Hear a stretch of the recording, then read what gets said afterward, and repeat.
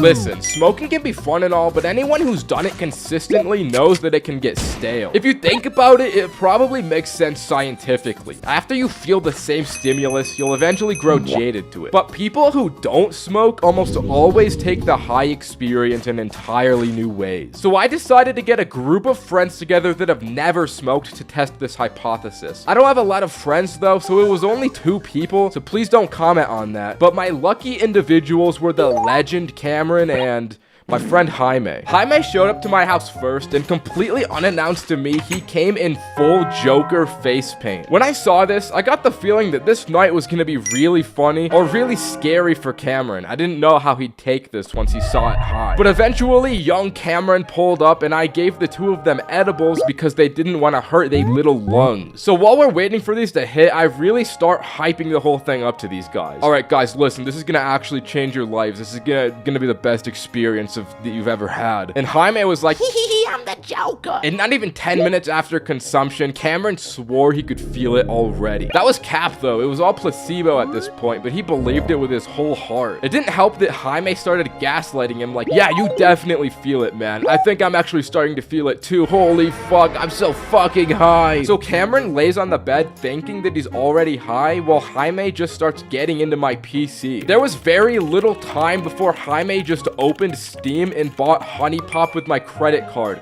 Trust me, I didn't own this game beforehand. I got a little pissed because bro really thought he was the Joker and intruded into my things, but the game didn't cost that much, so I let it slide. The only thing I hoped for is that once this gummy hit Jaime, this game didn't make him go off and do something the real Joker would never even think of doing. After 30 minutes, these gummies actually started to hit Cameron, and he explained it was like it felt like he was driving a car. Bro is laying on his back with his arms up in the air like, oh my god guys, I'm going so fast, I can't slow down. And as soon as he stood up from the bed, Jaime charged him holding a yoga ball, screaming, holy fuck, there's a car coming, and launching Cameron back into the bed. Bro would not let Cameron get off the bed. Every time he tried to get up, he just got launched back to where he started. I was watching him get bullied before my very eyes, but I decided not to intervene. So after Cameron got launched a few more times, he started explaining how the impact of every crash was turning his insides into mush. He used the analogy that he felt like an orange that still had the peel intact, but the fruity inside part was smashed. This is when I decided to actually make an intervention, and I stole the yoga ball from Jaime. He was getting a little too in character with that Joker face paint. Jaime started throwing a little hissy fit and crying, so he walked away and started playing Honey Pop again. So I took the opportunity to really interview Cameron. So Big Dog, explain to me how you're feeling, Big Dog. And bro started smacking his lips together super loud. This was some audible lip smacking until he explained, my mouth tastes really good. Like, I feel like I don't have to eat anymore for the rest of my life because my mouth tastes so good. I'm like, damn, that's crazy, Big Dog. And upon further inspection, the reason that he felt this was because all the impact from that yoga ball made him bite his tongue and he was slightly bleeding. I didn't want to bring attention to all that, so my plan as the professional in this situation was to give him yummy food and hopefully he wouldn't notice the blood in his mouth. So I'm like, are any of my little boys hungry? And immediately those 2 go feral. Those first time munchies hit hard. So I pull up the classic McDonald's Postmates and Jaime takes my phone like, let me pick what I want. I'm the Joker, baby. Chicken nugget. I want chicken nugget. I'm on it. Let's get some of these chicken nuggets. So Jaime starts spamming the chicken nugget button and orders 50 chicken nuggets to my damn house. As an empathetic individual, I knew the long wait for the Postmates to arrive would be harrowing and brutal for these 2. I decided I needed a distraction so they wouldn't complain about it taking too long,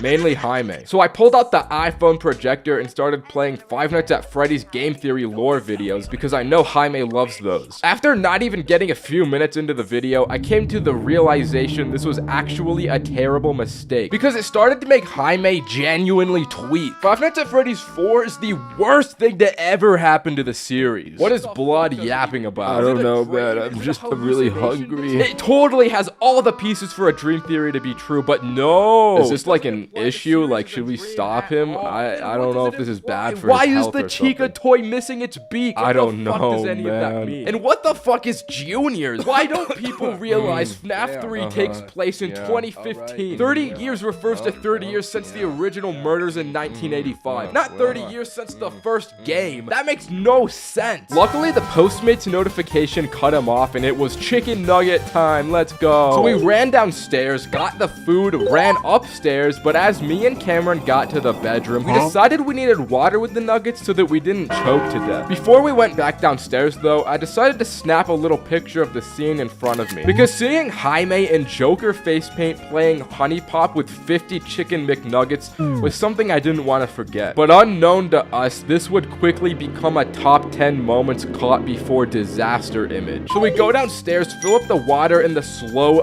refrigerator faucet, and head on up. And in that short amount of time, Jaime had eaten every single one of the 50 chicken nuggets. What the fuck happened to the nuggets, dude? Oh my god, no, why? And he just stared and laughed. The worst part is he didn't even eat these nuggets because he was hungry. He ate them because he thought it would be funny if we came back and they were all gone. And considering that he ate 50 nuggets in the period of a few minutes, it didn't take long for Jaime to run to the bathroom throwing up. And honestly, he deserved it at this point. Bro has been acting a fool for hours. He deserves to feel some of the pain he inflicts on others for a change. Immediately after he finished at the toilet, he got right back to playing more Honey Pop as if nothing happened. He had a serious grind to commit to still. Cameron, on the other hand, wasn't feeling all that great after the nugget disaster. Bro was crying his eyes out and bleeding from the mouth like, I'm so hungry, bro. Is there any more food left, bro? Yeah, dude, there is. I just need to go get it from the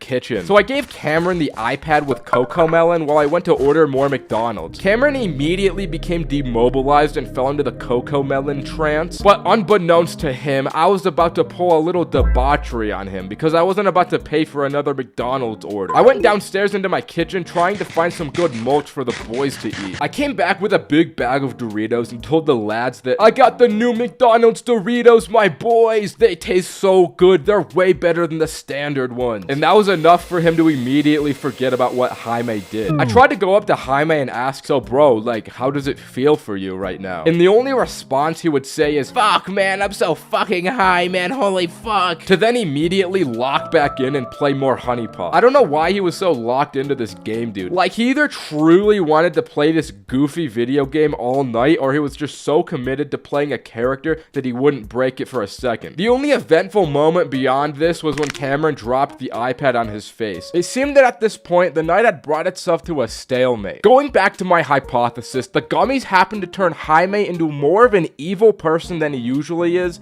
and it turned Cameron into a toddler. To be honest, I don't think they took it very differently as non-smokers, but also maybe I chose the worst sample group imaginable, I don't know. But anyways, that's the video. Subscribe, bye! Smoking alone can lead to so many different experiences. Unlike smoking with others, where the dynamic of the group's collective synergy determines the vibe, that vibe is up to you and whatever's going on up in that thick head of yours. In my case, my brain wants to do 5 different things all at once, and I end up led down strange rabbit holes. Just look at this clip I found once. It's extremely creepy to think about the fact that Mario may be facing a purgatory where he has to face the loss of everyone he failed to protect. Anyways, during my last late night solo session, I decided to track everything I did in my notes app. So here's what I wrote about the journey. Once I began my high, I realized, yo, I bought this projector the other day just for an occasion like this. So I turned it on and sat in my big chair. I did what I do every time, and I played Snowfall by One Heart on my Alexa. I had created a nice little setting for myself, so I sat back, looked at the ceiling, and existed in it. Then thoughts came over me. I started to have evil thoughts corrupting my mind. The demons were taking over quickly, so before they had a chance to overcome me, I went on my iPhone SE and opened YouTube. The first video that came up on my recommended was called The Quiet Sadness of Mario Galaxy. And after my demonic ordeal, I thought to myself, that's just like me, I gotta watch this one. But as I clicked on the video, I got an advertisement for Pizza Hut's new melts and instantly forgot about everything else. In this moment, all I wanted was to taste these delicious, cheesy new Pizza Hut melts. They looked so unequivocally delicious. All other foods paled in comparison to the melt's greatness. So I clicked on the ad, which sent me to a screen that asked me to make a Pizza Hut account to continue. I tried for like 10 minutes to make an account to no avail. jail, until I saw there was a guest option. But if you're a guest, you still can't order Pizza Hut. God damn it, I can't take this anymore. I'm using Postmates. And then I suddenly got an earth-shattering text message from Roman. Bad news, y'all. My parents are getting a divorce and my dad's in jail. Oh no. Do not fret. Little did I know this message was a bit of a troll. If I had just looked at the message above it that read, Roman, save my divorce voice recordings, I could have pieced it together, but I didn't. The big dog Cole was running a meme sending Roman voice recordings pretending to be his father, saying he was getting a divorce. But again, I didn't realize this. How did this happen? I need to call him. Bro, explain this to me. Yeah, my parents are getting a divorce. My dad's in jail. Really? Yep, he's in jail, rotting and divorced. Well, he didn't seem too bothered by that. Oh god, I'm so hungry. I need that Postmates. I had finally ordered the elusive melts, and while waiting for them, I decided to go back and watch that Mario video. I got probably 1 minute exactly into my viewing until my eyes cheekily shifted down to the first recommended video, being one of those house building process videos. This joint would hit right now, sheesh. As you can imagine, it didn't take long for my brain to start thinking something else. I bet I could build a house. Why don't I just build one right now? I'll play Minecraft and show this guy he could only dream to build a house as good as me. I turned on the PS4 to see the game disc wasn't in, and I'd have to get up from my chair to solve this problem. So I just sat there and did nothing. This allowed my demons, corruption, and evil sludge to coat my mind once again with its wickedness until pizza time! Pizza time! Forgetting the existentialism, I instantly ran to the door to acquire the payload. It seems it was just a little too fast though, because as soon as I opened the door, thanks. It was finally time. The moment we'd all been waiting for. All the blood, sweat, and tears were about to finally pay off in this massive climax of an event.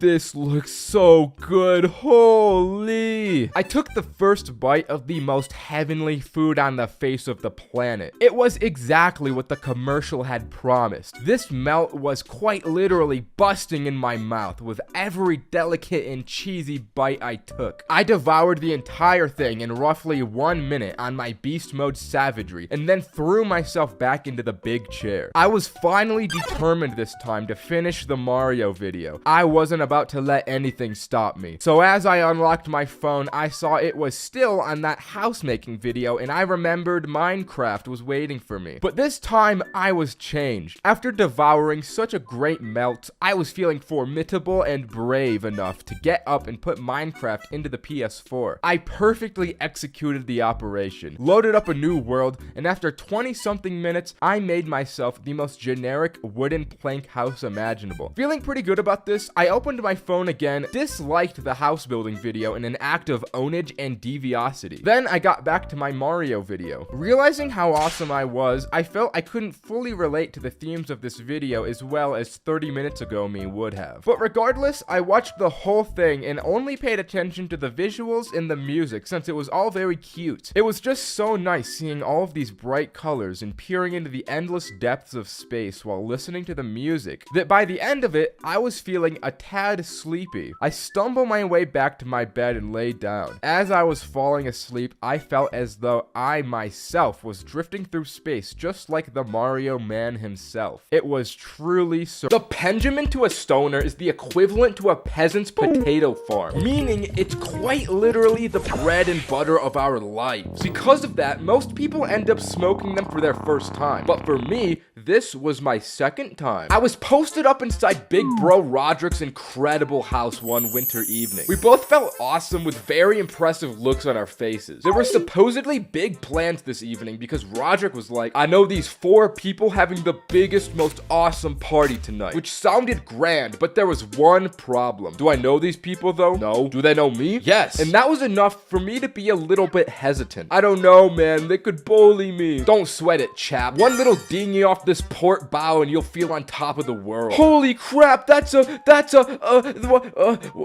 that? What is that? It's weed. Boom! This was a top 10 bomba clot moments of my entire life. As I mentioned, I had only ever smoked one time before this, and the parasites in my brain were starting to speak to me. The same parasitic voices that tell me to peek corners in Valorant, gamble more money, and generally overextend on things I shouldn't were firing. Alright, Roderick, we've done this once before. I don't see the harm in going for a second. Oh god, it hurts so badly. You can't go crazy like that, bro. You gotta take your time. Oh, alright, I'll do it gently. Are you good, bro? Yeah. Alright, my boy, let's head out and drive to this shindig. As we start to drive, all this time in the car allows me to grasp the gravity of the situation I'm in. The world started to change around me in ways I didn't understand, and I felt an awe-inspiring feeling in my fingertips. I could not act right, and I started to go crazy until immediately locking in, because I was about to enter a home I didn't know with 4 people I also don't know. Hey, bro, if they see me like this, what do you think they'll think of me? Oh, I think you're gonna be all good, bro. Oh my god! I had a bad case of the poo-poo eyes from those Benjamin tokes. You look awesome, dude. You'll be okay. Just put on these cool shades and they'll be very impressed with your style. Whoa, I feel like I'm number 1, dude. So as we pull up to the house, there's only one single objective on my mind. I need to convince each of these people that I'm sober. Because if they see me high, they're gonna think I'm an addicted bum. We walk in through the front door and there's already a major fork in my plans. Roderick had actually brought me to the hose. I don't even know how to act around the hose when I'm sober, and those pen hits gave me slurp juice brain. Luckily, there was only this one girl named Sarah as we walked in,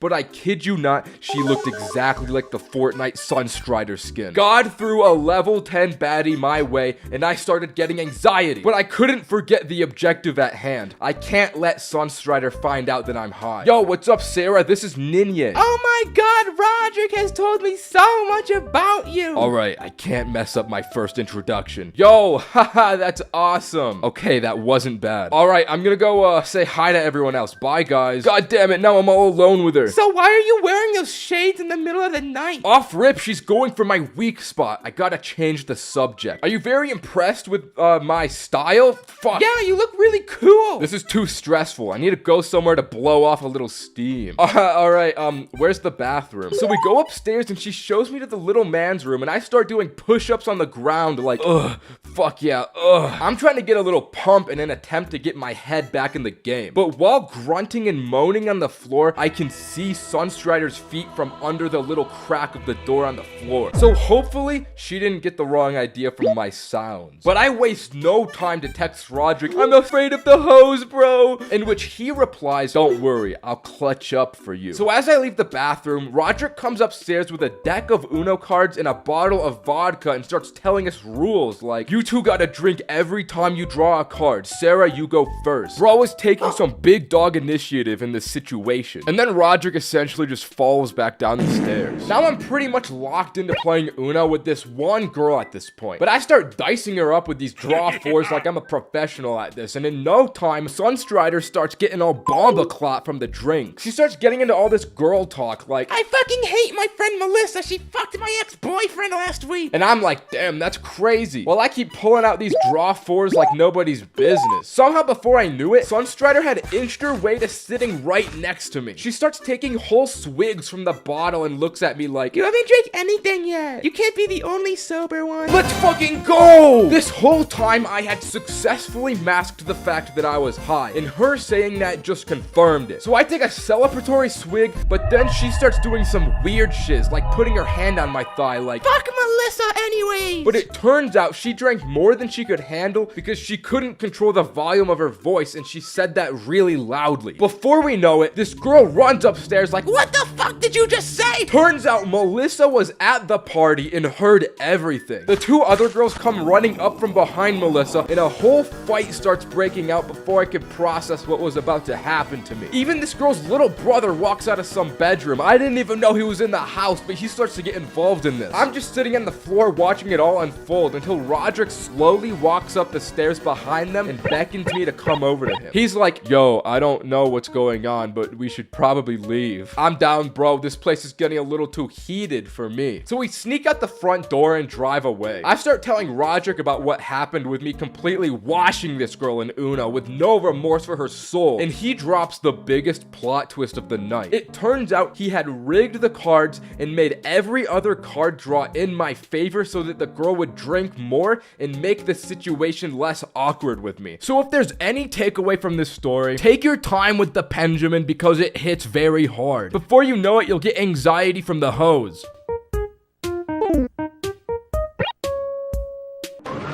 At one point, we've all consumed more substances than we can take and lost some sort of bodily function. Whether that's the loss of literal control over your body or the loss of your mind so you just act on all of your primal monkey thoughts, either way, something is lost. So even if this story is the highest I've ever been, if you've watched me for long enough, you'll know that the only thing that I lose is my shame. I have an ability to hard body substances without ever dropping. So at least originally, this night was going to be planned as a mushroom trip between me, Roman, Adam, and Roderick. And I'll just skip the scene setting because I know you just want to see the drugs. So me and Roman pick up 6 grams of shrooms, stop by the Holy Land for snacks, arrive at Adam's luxurious estate, and get inside to prepare for the Ninye content farm. Also, Cameron was there too, so let's not forget about him. Round of applause for Cameron, although he was going to be sober and exclusively doing homework on his MacBook this night. So you got the stuff, my brethren?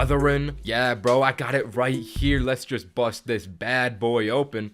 We got gypped, and the plug only gave us 4 grams. So the 4 of us ended up only eating 1 each. Right after eating these mushrooms, Adam, Roderick, and Roman ran off to probably smoke, but me, I'm more reserved than that. I made the respectable decision to stay back and help Cameron with his homework. And it wasn't because I like him or anything. So me and him bust through a good chunk of these questions until these words start to become a little hard to read. And these mushrooms are making my belly feel a little queasy. Those 3 goons that left before bust through the door and instantly and simultaneously start explaining how the mushrooms feel to Cameron for some reason. It's really cool, bro. It makes me feel really cool. Yeah, it's awesome, bro. It feels superfluously awesome. It makes me feel alive. It makes me want to take someone's life. In between my upset tummy and the juxtaposition from solo Cameron time, it felt like I got punched. Boys, I want to do homework right now. Frick you, yeah, bro. Fuck off, bro. What are you talking about? I was being bullied. You know what? I'm gonna go to the bathroom. Oh my god. Despite us all having just 1 gram each, they were enough. These were some strong guys. As I had that moment to myself and overcame the queasy, I left the bathroom and everyone was gone. Although, I heard faint music from the porch. As I walked out, I see these 4 are smoking a big dog style cigar in the snow outside, and Cameron was making beats in Logic Pro. Ooh, there's the big homework, baby. What'd you do in the bathroom, bro? Put a diaper on? Did you put a diaper on in the bathroom? Fug homework, bro. Check this out. This was my snapping point. My friends were relentlessly bullying me, and I had to do something now to redeem the great Ninye name I was known for. Give me that cigar, boys. Check this out.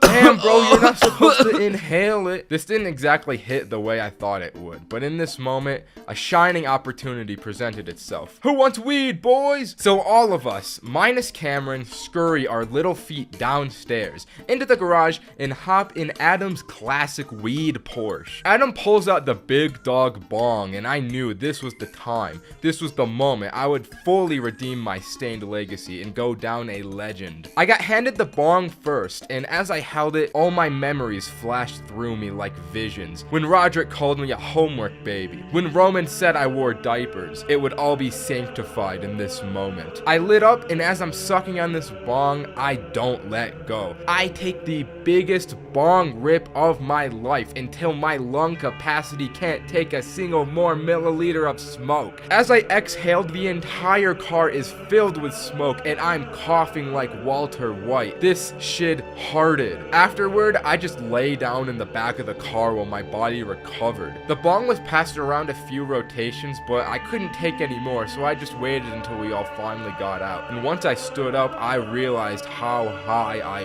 was. So as we all stumble back to the bedroom, I go up to Cameron and I ask him, "Bro, let me see the laptop, bro." I had a golden joke cooking. I sit down with Roman in an attempt to open Google Images, search for Patrick Bateman, and my joke was gonna be that I said that was Cameron doing his homework. But I only got to search Patrick in the search bar before I hit enter, which brought up Patrick's star, which had this image from an Amazon link to a Funko Pop that the two of us found a lot funnier than the original joke would have been. But then I took it further by clicking on the image, bringing me to Amazon where I bought it. I bought the Funko from Cameron's laptop on his account with his card and shipped it to his parents' house. I was on fire. I was in my element here. Then Adam brings out the vodka and I'm chugging that thing like a Division I football player. Then Adam brings out the canned wine and I'm chugging those things like a Division I football player. I had completed the holy trinity of substances: earth, water, fire, but I was missing air. And I don't normally do this, but I start ripping Roderick's vape.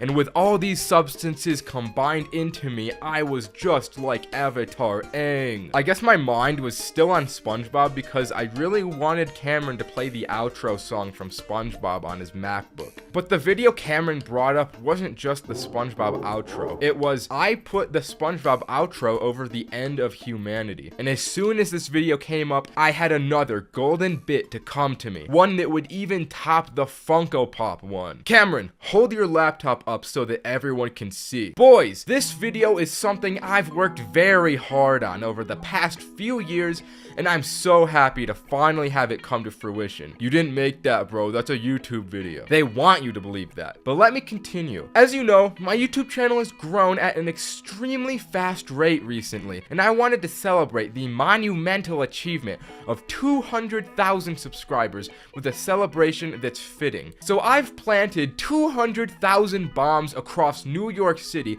and what you're seeing now is live drone footage broadcasted from my channel. But it's not just New York. The more subscribers I get, the more bombs I plant, until even we are engulfed by fire and explosion. It's just my way of saying thank you for all of the support I've received thus far. As you can imagine, that bit killed it. I could confidently say that my name was saved from the disaster of earlier that night. I walked out of the room and into Adam's library, basking in glory. Like I said, he has a luxurious estate. He has a library. And still vaping, I sit on his oversized reading throne until I passed out for the night. Okay, that's the story. Subscribe. Bye. The relationship with the plug is more impactful on your life as that of your parents. But what precedes that relationship with the plug is a constant and brooding struggle to find the one. Those moments when you struggle to find a plug at the climax of a dark and damp boys' night, it's a formative canon event that bonds us all. Sometimes you come out the trenches dry and you and your boys throw in the towel on finding a plug. But when the gang clutches up and secures that last minute plug for the night, the moment is nothing shy of pure bliss. I can't imagine any other scenario more intense. And an intense night was surely ahead of me and the boys, when a very tantalizing Friday night opportunity presented itself during the before school round table discussion. Boys, who's trying to get into a little trouble tonight? Oh, you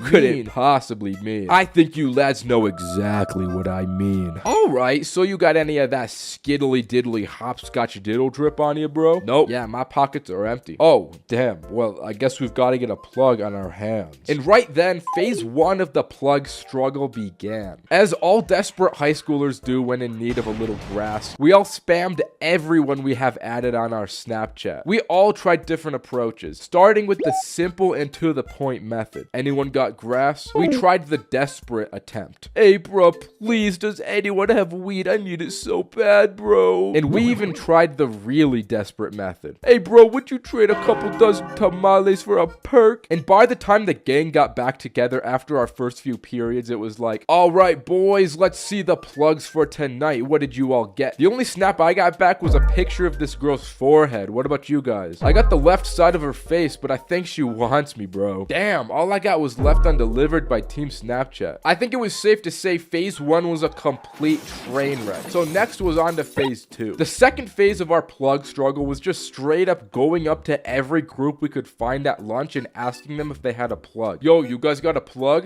Yeah, so let's see, we got iPhone plugs. Let's see, we got another iPhone plug. What do you have, Sarah? Let's see, I got an iPhone plug. You guys know a plug? Listen here, little boy. Bow down when you talk to me so I can hold you still and make sweet love to that little pretty face. Yo, you guys know a plug I can use for tonight? Oh, yeah, bro. Here, I'll give you a snap. And just like that, Roman brought all of the boys together. For phase 2 of the plan was a monumental success. The anticipation for this night followed the three of us until school finally let out and we could make the moves towards phase 3. Messaging the plug. So we hit him up like, hey bro, we're trying to acquire tonight. You up, baby? And he's like, yeah man, meet me here at 9 p.m. tonight. And just like that, we had a time and place. The plug struggle was really looking like it was coming to an end. It was a bright future for the boys. So when night fell, we all sat there on Roderick's bed, kicking our legs and twiddling our thumbs for the clock to strike 9. And once the time came, we all sprinted out the house and drove 150 miles an hour to the location. But when we got to the spot, we were starting to get a really bad feeling. As it turned out, the location this plug wanted to meet us at had to be the most suspect, dark, and desolate public park we could have ever been to. We're looking around for this guy from the car and don't see anyone. We thought there was gonna be no time before red and blue lights start flashing. But then we get a Snapchat from the plug like, is that you that just pulled up? And we're like, yeah, that's us. So then he replies with, come into the playground. I'm in the fucking slide. The three of us walked into the playground and bro was not lying. He was sitting in the slide. So what you guys want tonight? We want weed. I know, but like, we would like a joint for the each of us. Oh, I only got carts. Damn. All right. Well, that's cool. We'll take that. So we make the exchange and this dude only gives us the cart with no battery. So what about the battery, bro? Oh, I don't sell batteries. I only have carts. We thought this guy was scamming us. I mean, we can't do this shit with just a cart. But that's when the plug explains tweaker wires to us. Yeah, man, all you gotta do is cut a phone charger in half and you can use the wires to power the battery. It gets you really high though, so be careful. Oh, wow. So the girls at school did know what they were talking about. Now, we didn't want to question this plug anymore because we weren't about to get pushed down a slide or whatever this dude would do to us. So the three of us just trusted his word even though that sounded like it couldn't possibly work and considered phase 3 a kind of success. So we drove back to Roderick's and phase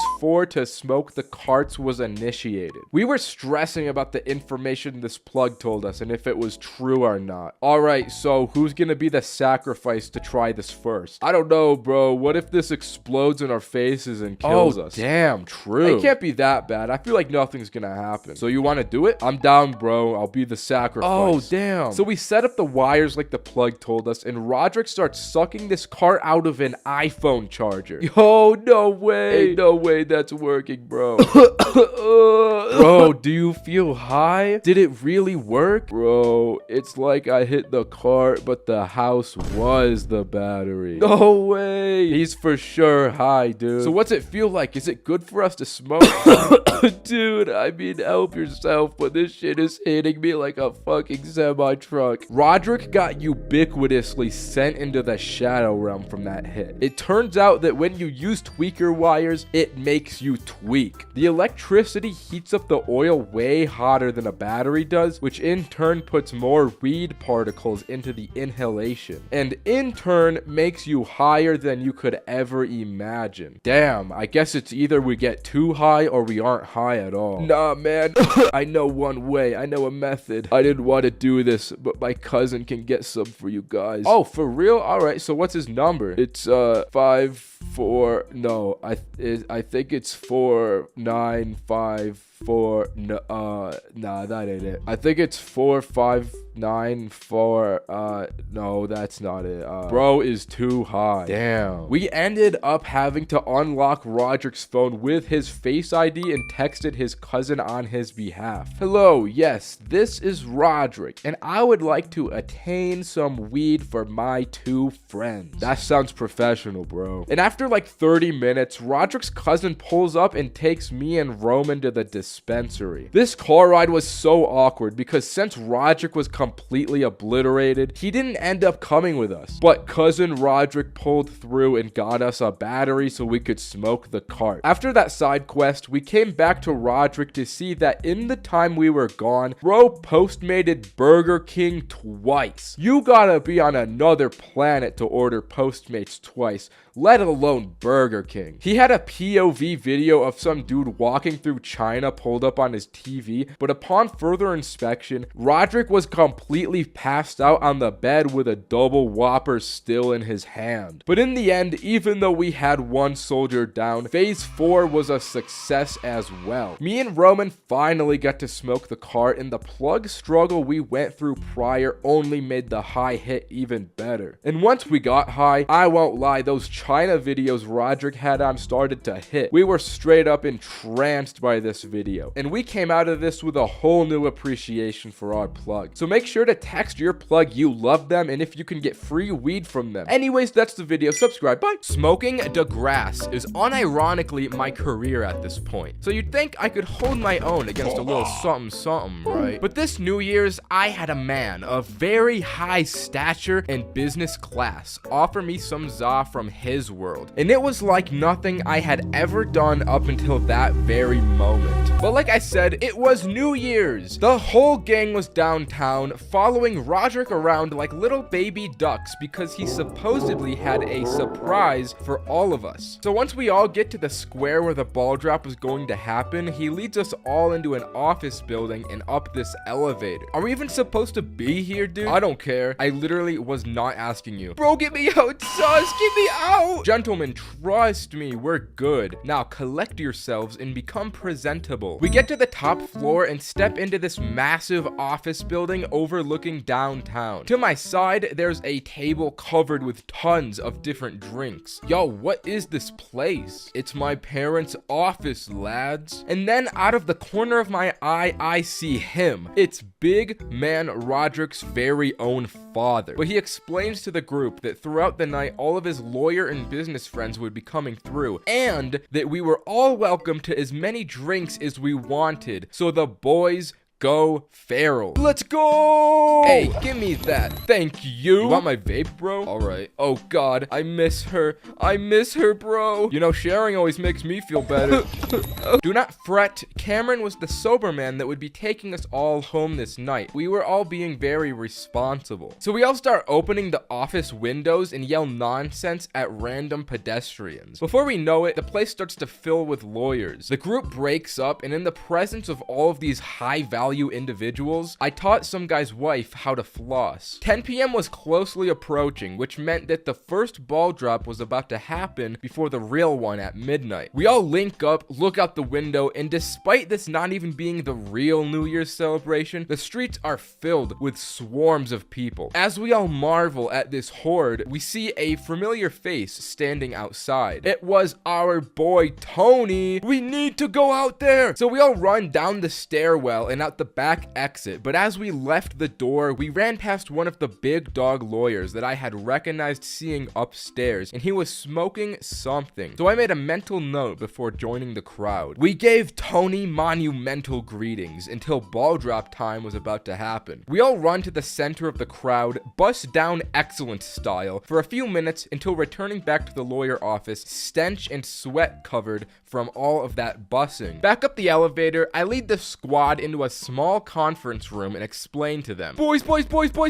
I think there's weed on the premises. I want to get my hands on it before the real New Year's event happens. So we start scouting around the office looking for the guy I had seen earlier. We ended up finding him still at the same spot prior, and as we walked out, the legend offered us some. So we all, minus Cameron, smoked with this lawyer, and before it really hit us, it was quite chill. So once we had our fun, it was back up to the office to devour the sandwich rolls and prepare for battle at midnight. Roman and Roderick start devouring every last crumb like savage berserkers, but I'm feeling a little differently. Yo, guys, that lawyer stuff is really hitting diff right now. How do you feel?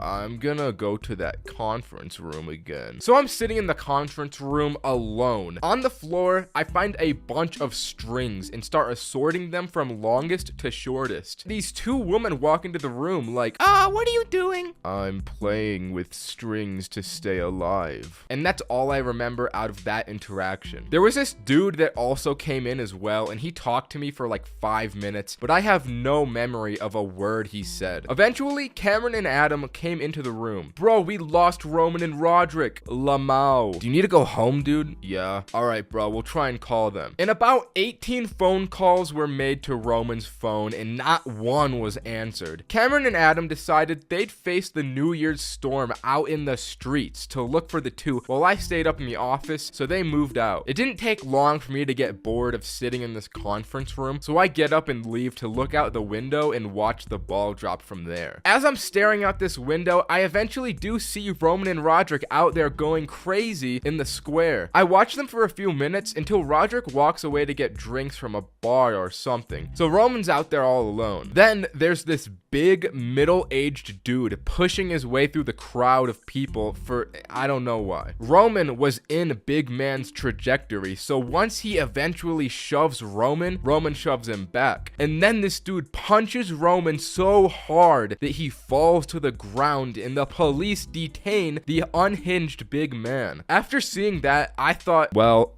I should let them know I found Roman. So I walked down calling Cameron, telling him to meet me at the office entrance. As the both of us link, it's about a minute until New Year's, and everyone around us is going bananas, so we just stay put not to lose each other. Once midnight struck and the ball dropped, I just stared up into the sky completely unmoving and honestly feeling nothing. That za had me a stoic. So where's Roman? I lost him. Damn. Okay, well, I'm just gonna take you home, bro. You're clearly sloshed. I'll find them later. So my handsome little savior drives me back to my place. I get inside, and as I'm taking my stuff out of my pockets, I realized I still have Roderick's vape, but I didn't care and instantly passed out. And if you want to know what happened with Roman after this dude punched him and what went down once I left, you're gonna have to wait 3 months for when Roman makes his own video, because I don't know what happened. Boo-hoo. Okay, that's the story. Subscribe. Bye. Greening out is allegedly worse than cutting off limbs. However, despite being the massive za head that I am, I've never actually experienced that climax. I've had friends go through it before my very eyes and seen the absolute destruction that befalls their now forever ruined bodies. But me, I've never had it happen to me until today, when my constant push for entertaining content ended up pushing me over the edge and greening out for the first time. The night started off normal enough. I was watching Diva twerk compilations, Ice Spice full view oiled up bust down 4K while off a few gummies, as I do every night, when I had a thought come to me. I haven't left my bed in like a week. I need to get into some video material mischief right now, or else I'm gonna felled off. So I took another 2 gummies and shot a text over to none other than the absolute legend Roderick himself. Bro, I need you to come over to my house this instant, please, please, please. All right, bro, I got you. I'll be there in a minute. Roderick pulled up instantly with his massive stature and Greek godlike appearance, and was clutching none other than his epic weed in one hand and a bag of some yummies in the other. Shutting the door behind ourselves, I gave Roderick massive greetings into my humble abode, and seeing what he had brought, I knew exactly what was about to go down. So we sat on the couch and began to do our thing. We both ended up taking about 1 million hits each before finally finally giving it a bit of a break. And let me tell you, at this point, I was already feeling higher than something that's really tall. Now scrolling YouTube, I saw a gym motivational video pop up in my recommended. I don't usually watch these types of things, but having been reading Vagabond and practicing the way of the samurai, I was feeling strong and in need of constant self-improvement. And being as high as I was, this seemed like exactly the thing that would push me beyond my human limits. We watched the whole thing in silence,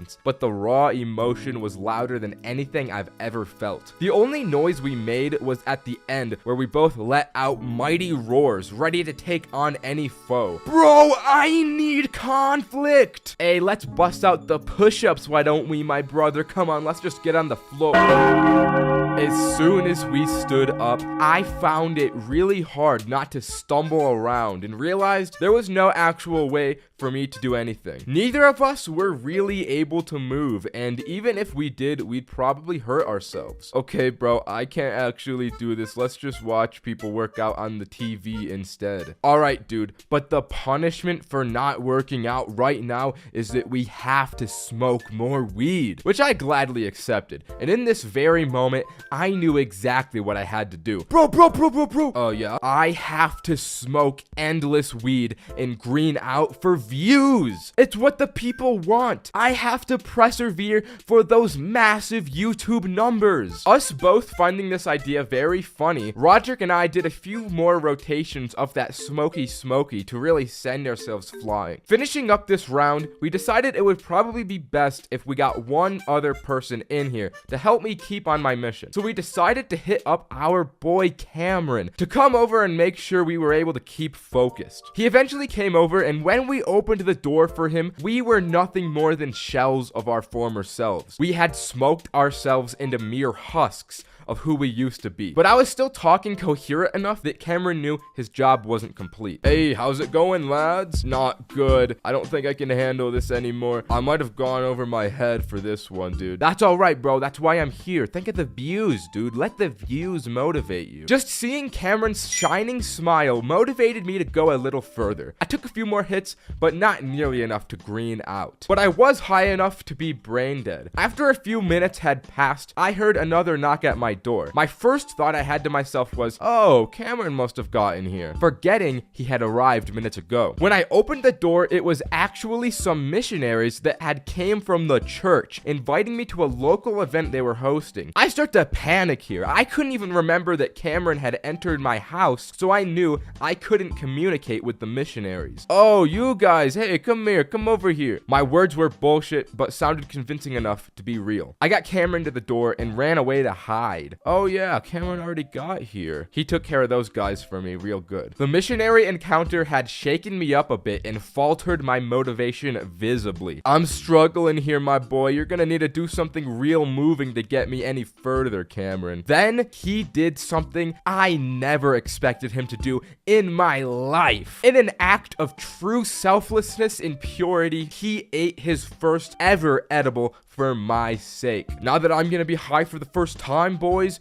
you gotta do this. Having witnessed such a manly and awesome moment, I now knew what had to be done. I wasn't gonna let anything stop me. Not even the dizziness that was absolutely beginning to obliterate me, just like I do to Ice Spice, could stop me. I took another gummy and took one last giant rip of the bong. And just like that, it was all over. My moment had finally come. After a few minutes, I began feeling the full effects. I was getting incredibly dizzy and nauseous. Standing became a near impossible task, and just the sound of Roderick and Cameron talking felt overstimulating and overly loud to the point I couldn't handle it. Honestly, this part gets kind of a little fuzzy in my mind, but I eventually managed to get carried upstairs to my bed, now unable to even get words out of my mouth. And in this instant, I immediately knew that I was just like Drake because I was out like a light. Anyways, Dabs are an extremely potent method of smoking that I don't even mess with or really understand. You need this little thingamabobber, this doohickey, a tiny ivory ball that spins around, and a whole blowtorch. I tried to watch this tutorial to understand how it worked, but I ended up more confused than I came in, so I'm not gonna try and understand how this high-level Winterhold Skyrim sorcery works. That's for the high elves to know. The only thing I know is you use a blowtorch on THC oil, and that's crazy to me. So don't look to me for information. I never made it out of pre-calculus. I just tell the funny stories. So a few years ago, I found this rando at school because my little buddy Roman has a way of locating strangers and instantly befriending them. We could call this dude, Lois, ruler of the High Elves. So Roman comes up to me and he's like, yo, I met this dude named Lois in my class. You want to come over to his house with me? And I had never gone over to someone's house before meeting them, so I thought, yeah, that'd be funny. I'm down. So after school, we meet up at Lois's house and enter this nice, massive home. After we came through the door and met him, he mentioned that tonight was going to be an epic, no parents are home, we can do anything we want type of deal. So we popped off and he led us into his bedroom. As soon as we entered his room, it reeks and there's garbage everywhere. Bro's room was completely different from the rest of the house. He had clothes all over the ground and probably like food crumbs in his bed sheets. But the most bizarre thing he had was an open bag of coffee beans lying on the ground under his desk. I asked him, bro, why do you have an entire whole thing of coffee beans in your bedroom? And he explained to me how when his parents make him go to bed at night, he likes to secretly stay up and game. But when he gets too tired, he swallows the beans whole with some water because he doesn't know how to use a coffee machine. And that was the first red flag that we were in the presence of an actual sociopath. And then he wasted no time to instantly pull out the entire dab rig. So you guys ever smoked dabs? And to be honest, neither of us really even knew what dabs were at this point, but we didn't say all that. We were just like, nah. And then this kid proceeded to pull out one of those wax weed pens and a syringe. He opened up the pen, extracting out the wax with the syringe and squirting it into the dab machine. And I feel like there's no way this can be good for you. You're definitely not supposed to use pen wax for dabs. I'm sure there's some chemicals in there that would make you grow a third arm and immediately see demons all around you. But this kid just goes straight for it. He was clearly a pro at this. And then he hands it over to the two of us like it's just implied that this is normal and we'd smoke this dude's mulch weed. Either way, we did do it because we succumbed to the peer pressure that accompanied that silence. But the thing about dabs is that they hit extremely hard. So as we smoked this, me and Roman ended up getting way higher than we anticipated, way faster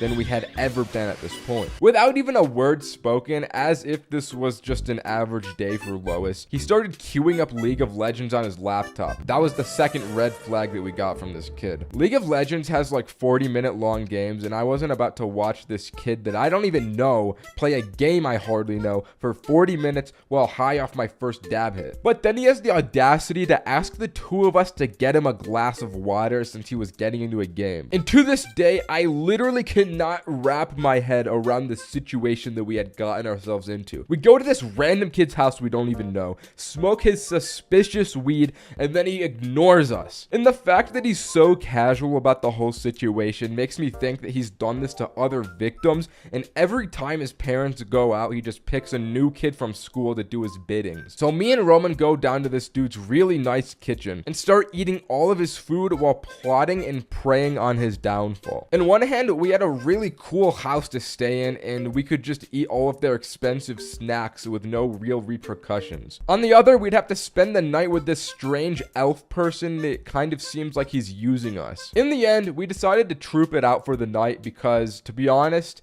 if we were to leave, we probably couldn't find our way home in the current state we were in. We brought up this dude's little Wawa drinky in the sippy cup and tried to make some kind of conversation with him just to see if he was going to do anything else but play League. But the way he was glued to this game, we kind of realized that this was all he was going to do. So we just walked out of the room and started exploring and pillaging all around this dude's massive house. I mean, it's not very often that you get to go through a stranger's house with no supervision and off a dab hit. And let me tell you, this exploration felt otherworldly because of it. The house could have felt way bigger than it was because we were high, but going through the hallways, the rooms just felt endless. The amount of bedrooms were ungodly in this house, and it took all of me and Roman's collective willpower to not steal their belongings. It was like getting into the loot vault in Fortnite night and resisting the urge to take a golden scar. We eventually found what seemed like a family computer room, so we decided to set up camp there. We migrated back to the kitchen to get our yummy snacks and came back with a massive load of epic foods. We kind of just played random games on this dude's computer for a few hours, and the whole time this kid did not come looking for us. We set an hourly alarm to routinely check on the kid just to see what was going on with him, but he was literally just playing League all night. Multiple hours passed of this, and it got to the point where we entered ungodly hours of the night and we just wanted to go to bed. But this dude was completely unwavering in the face of the tiredness. He was gaming all night. This went on for so long, we just started to theorize this kid forgot we were in his house. But we didn't want to go to bed because it felt weird to just sleep in a stranger's bed. So we conducted a plan to sneak out of the dude's house undetected. We called our friend Adam to pick us up a few blocks down from the house, and on our way out, we stole a bag of Cool Ranch Doritos and tactically shut the front door behind us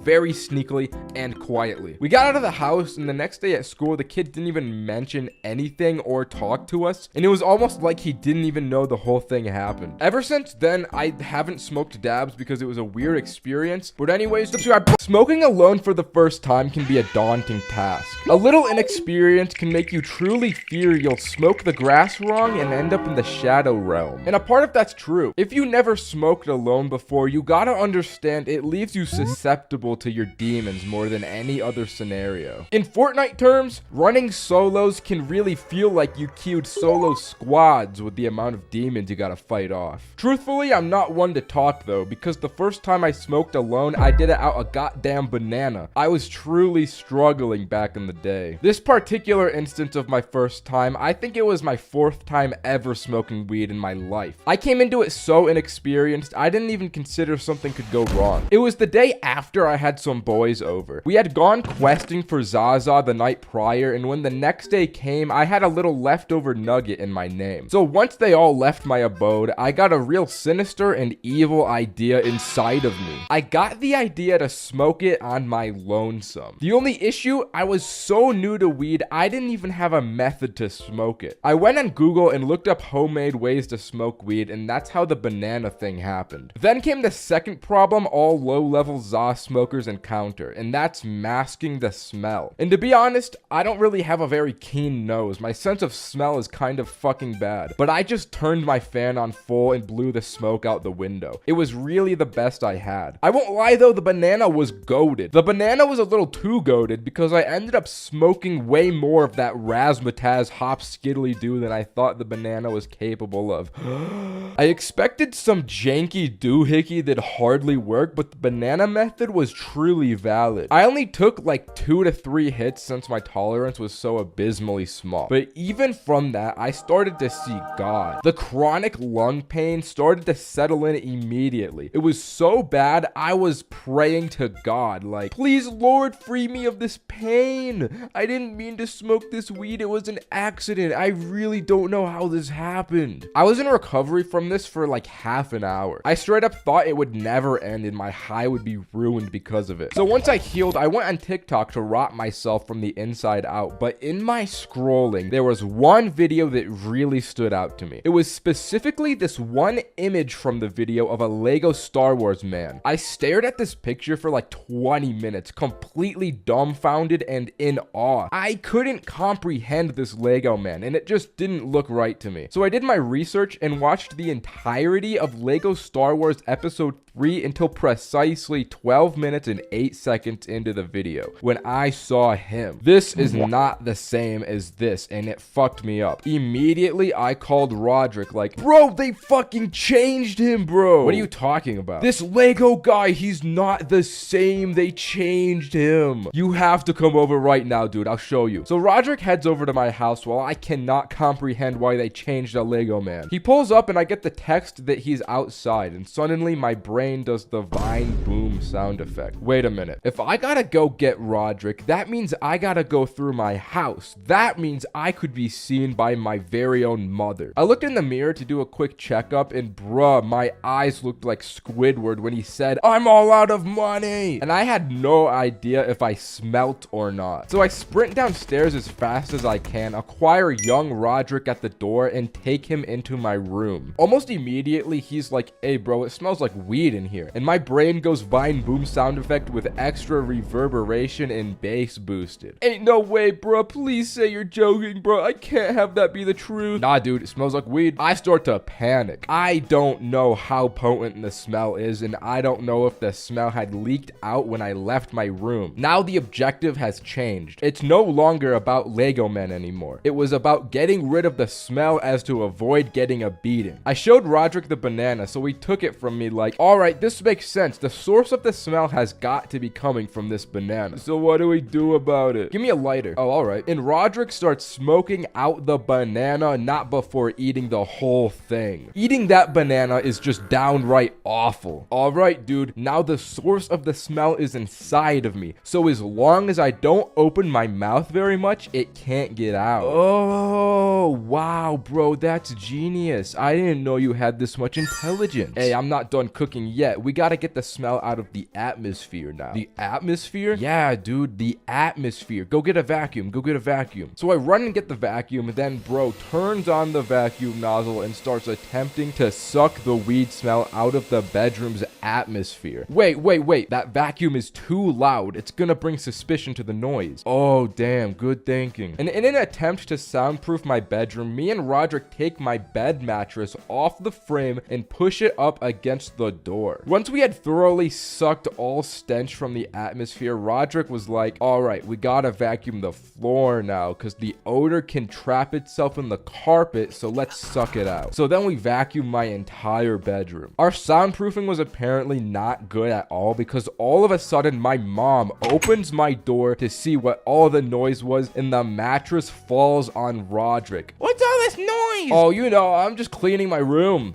"Are you okay, dude?" "I think my rib punctured my lung." "Okay, but we should be all good with the smell now." This was perfect because now I could show Roderick how they changed the way Lego General Grievous looks in Lego Star Wars. So I showed him the difference, and bro didn't really care. He never played Lego Star Wars, so he didn't really have any reaction. After that anticlimactic reveal, he just headed home, and I was back to being high alone. But since we had cleaned my room, I won't lie, I felt like a king. I felt like I was living in the highest echelon of society, so I took a whole shower for like 30 minutes in complete bliss. Once I was done, I got out and looked out my window to enjoy the view to see Roderick's car was still outside my house. It turns out he forgot he drove to my house and he was walking home this entire time. So I called Roman to get Roderick to take him to my house so he can take his car home. So we go through with the plan until Roderick gets back to my house and he's like, "I'm high, I can't drive." So we call Adam to drive over and bring Kevin to drive Roderick's car home. In the meantime, me, Roderick, and Roman all go up to my bedroom, and as soon as Roman steps in, he's like, "It smells like weed in here." Are you joking? After all the atmospheric sucking we did, it still smells like weed. So Roman did a little scouting around until he finds little bits of weed all over my bathroom counter. It turns out Roderick had just spilled them all out before eating the banana and forgot that they were out in the open. So Adam and Kevin come to my house, and as Kevin gets ready to drive Roderick back home, he realized he doesn't know how to drive a stick shift. So we need Adam now to drive Roderick's car since he doesn't know how to drive a stick shift, and they did a whole thing that I completely tuned out because I'm high and can't mentally comprehend their plan. As I'm watching them try and figure this all out, I'm just thinking, damn, if they never changed the way that Lego guy looked, none of this would be happening right now. So since I just kind of tuned this whole thing out, I decided to sneakily turn around and just walk back into my house while this chaos is transpiring outside. Even though at the heart of the cause, it was my fault, I was just like, I can't deal with this right now. And as I went into my room, I won't lie, I still smelt the weed at this point. But I couldn't really bother to care about that either. I was just so mentally fried and I was so high. I decided I would just watch watch funny videos on my iPhone SE until I passed out. Okay, that's the video. Subscribe. Bye. These big old doohickeys are notorious for being the kings of smoking equipment. Just look at this list. It's at number 1. And it's for a good reason. Anyone who's ever used one knows just how lethal a few hits can be. And I did 10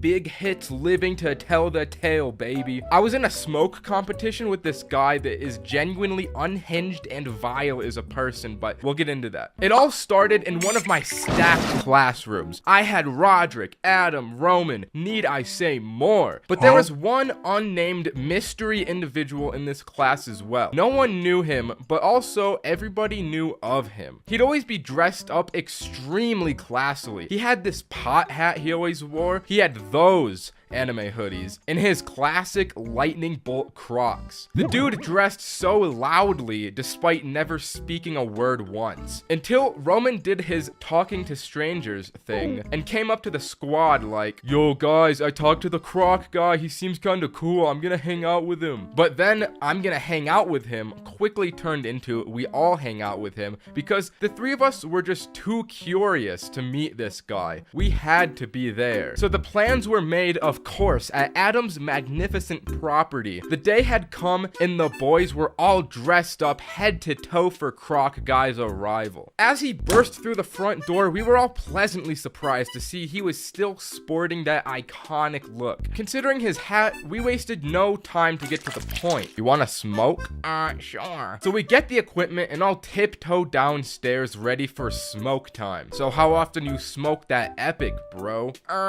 Just about every day. Oh, alright. So you think you can do more than I can? Well, why don't we find out, huh? So I grab that thing, take a hit, and pass it over to him. It goes around its rotation about 3 more times before the big man Adam has to tap out. 2 more rotations, and Roderick taps out. Then ultimately, once we get to the 7th hit, I look over at Croc Guy, and he says to me, I can't do this anymore. So me and Roman do a celebratory dance to commemorate victory. I feel on top of the world! We need to go to the gym! So we go into Adam's home gym. Like I said, he's got quite the estate. And me and Roman start hitting this punching bag with no remorse for our hands. In the face of success and 7 bong rips, there was no pain to be felt. But Roman must have had some serious demons because he took it pretty far, but he's the unhinged one, so it's not unexpected of him. After we broke our actual hands, we walk back over to meet with the group downstairs. But it's important to note, as we walked back, I was walking behind Roman. We were met at a crossroad where going left would lead us downstairs, which was where everyone was, but going right would lead us to Adam's bedroom, where I could swear I heard some kind of noise from. But I had thought that everyone was still downstairs. Did they come up to Adam's room? Roman didn't hear this, so he kept walking without realizing I had stopped behind him. So I turned alone and walked towards Adam's bedroom, and as I walked in, I see the Croc Guy laying on the floor,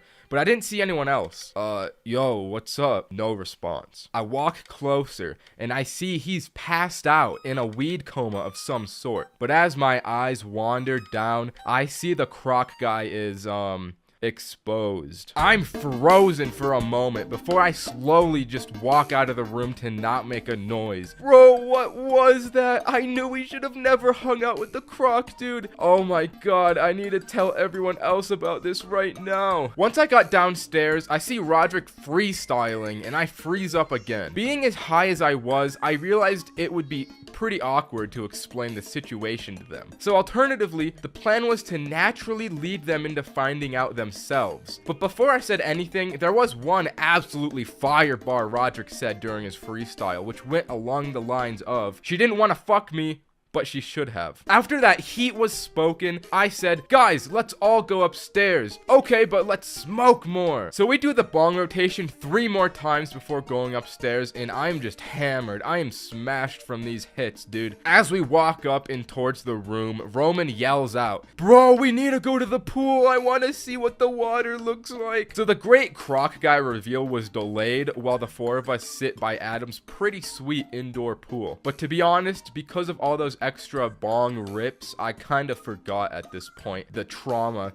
that I had seen earlier. Something had snapped inside of me just out of nowhere at this pool because I'd start talking to myself. We're going to war, boys. This is gonna be the end. What are you talking about, bro? We're in the cryopod, bro. We're freezing ourselves in the cryopod before we go to die at war on the fire planet. You're on something else right now. Yeah, I have no idea what he's talking about. Tell me, should I die for my family or for my country? Definitely the country, bro. Yeah, definitely. When I'm out there, I don't have a family. I just created an entire headcanon in my mind that we were these space soldiers. I don't know where it came from, but it was funny. We should leave the pool. Roman, that was a shit idea. As everyone left, I kind of lagged behind for 30 seconds or so before I got up. And because of that, I exited out of the wrong door because I'm directionally impaired. I ended up on the other side of the house in the living room. There was jazz playing, the Christmas tree was set up, dim lighting. This was the absolute peak environment to be in. So I sat down for a minute alone to take in the environment when my peace was suddenly interrupted by screaming at the other end of the house. Then I finally remembered that atrocity in Adam's bedroom that I forgot about, but I didn't bother to go over there since the situation I was in was just too good. So I just laughed about it alone from a completely different end of the house while my 3 friends just went through torture. I couldn't be bothered when I was this high and cozy. Eventually, I just kind of fell asleep and the boys handled it. I don't know what exactly they did to the croc guy, but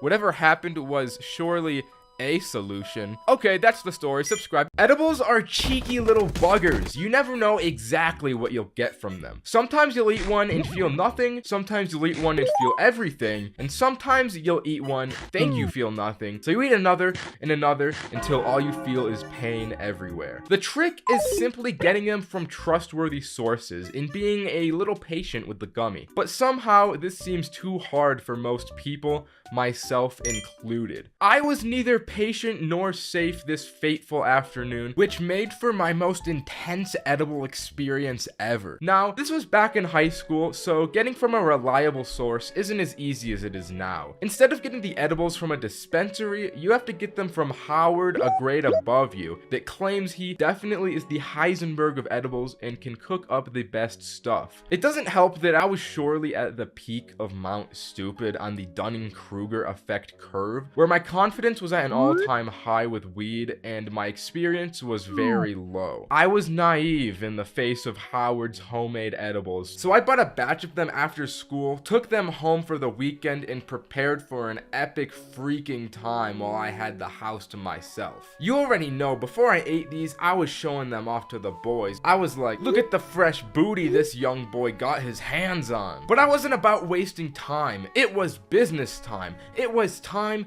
to eat the edibles. I started by just eating one of the 4 I had bought, and right from the moment it touched my tongue, I could taste just how weed infested these brownies were. But I got it down. Then, with every passing second, I analyzed how I felt. And when you think about time that hard, it makes it feel like it passes way slower than it actually does. What feels like 30 minutes is actually 10, and what feels like a weak edible is actually a bombshell that hasn't gone off. So I thought, this one should have hit by now. I guess it's just weak. If this is how 1 feels, I can definitely take an extra 2. And we all know how this goes. As all of these edibles hit at once, my body is instantly, essentially paralyzed. I got the cotton mouth of a lifetime, which marked the only time in my life where I wanted water more than pussy, money, or weed. So I just lay here like, god damn, I didn't sign up for this. So I try and roll over to get my phone and text the boys group chat that I was on my deathbed. But my body couldn't roll over without me using 100% of my brain power to do so. As I picked up my phone, it felt insanely heavy. I had the 40-pound iPhone. The phone was just way too heavy for me to pick up, so I was left with one option. I couldn't text. I had to send a voice memo. Yo, guys,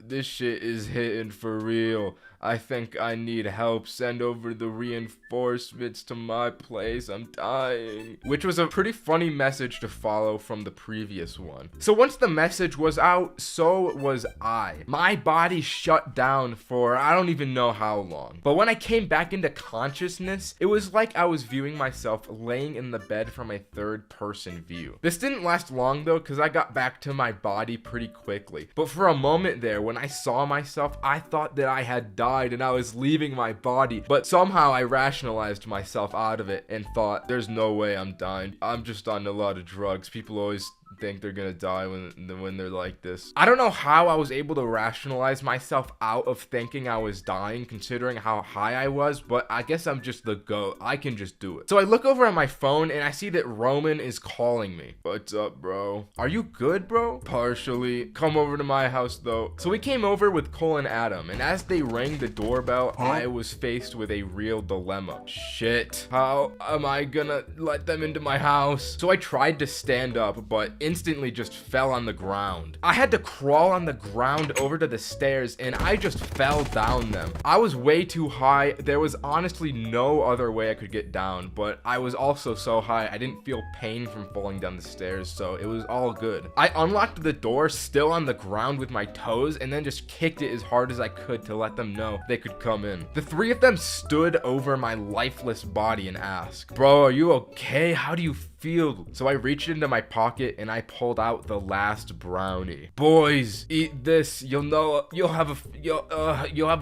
a fraction of what I've been through if you eat this, but I need water first." So I get my water, and surprisingly the three of them just split the brownie and ate it like that. I guess high school boys are just that desperate they go feral at the sight of any free weed. I wanted to be transported to the couch, so I got picked up from my limbs and brought over to the most comfy couch I've ever felt. We turned on the TV and the first channel that was on was Paw Patrol. It was incomprehensible to me. Then I got some of the most devilish munchies in my life. So I postmated Chipotle. But at this time, the three of these boys were also starting to feel the munchies. Despite eating that small portion of the brownies, it was hitting them enough. So Adam was like, "Bro, I'm so hungry." And my high ass replied, "Oh, me too, don't worry, I'm gonna get Postmates." And I ordered another Chipotle burrito for me and Adam, forgetting that I had ordered the Postmates prior. I guess the group of these three guys picked up on this, so they started to get me to order as much Postmates as they could. Once the burritos started coming in, I'm freaking out because I don't understand where all of these orders are coming from. I thought I had discovered a real-life infinite food glitch because 4 different orders and 7 different burritos were delivered to my house. But alas, it was just my friends sucking me dry of every cent I have. So we got all of our burritos, brought them in a big pile, we held our hands around the burritos, and we prayed for this meal.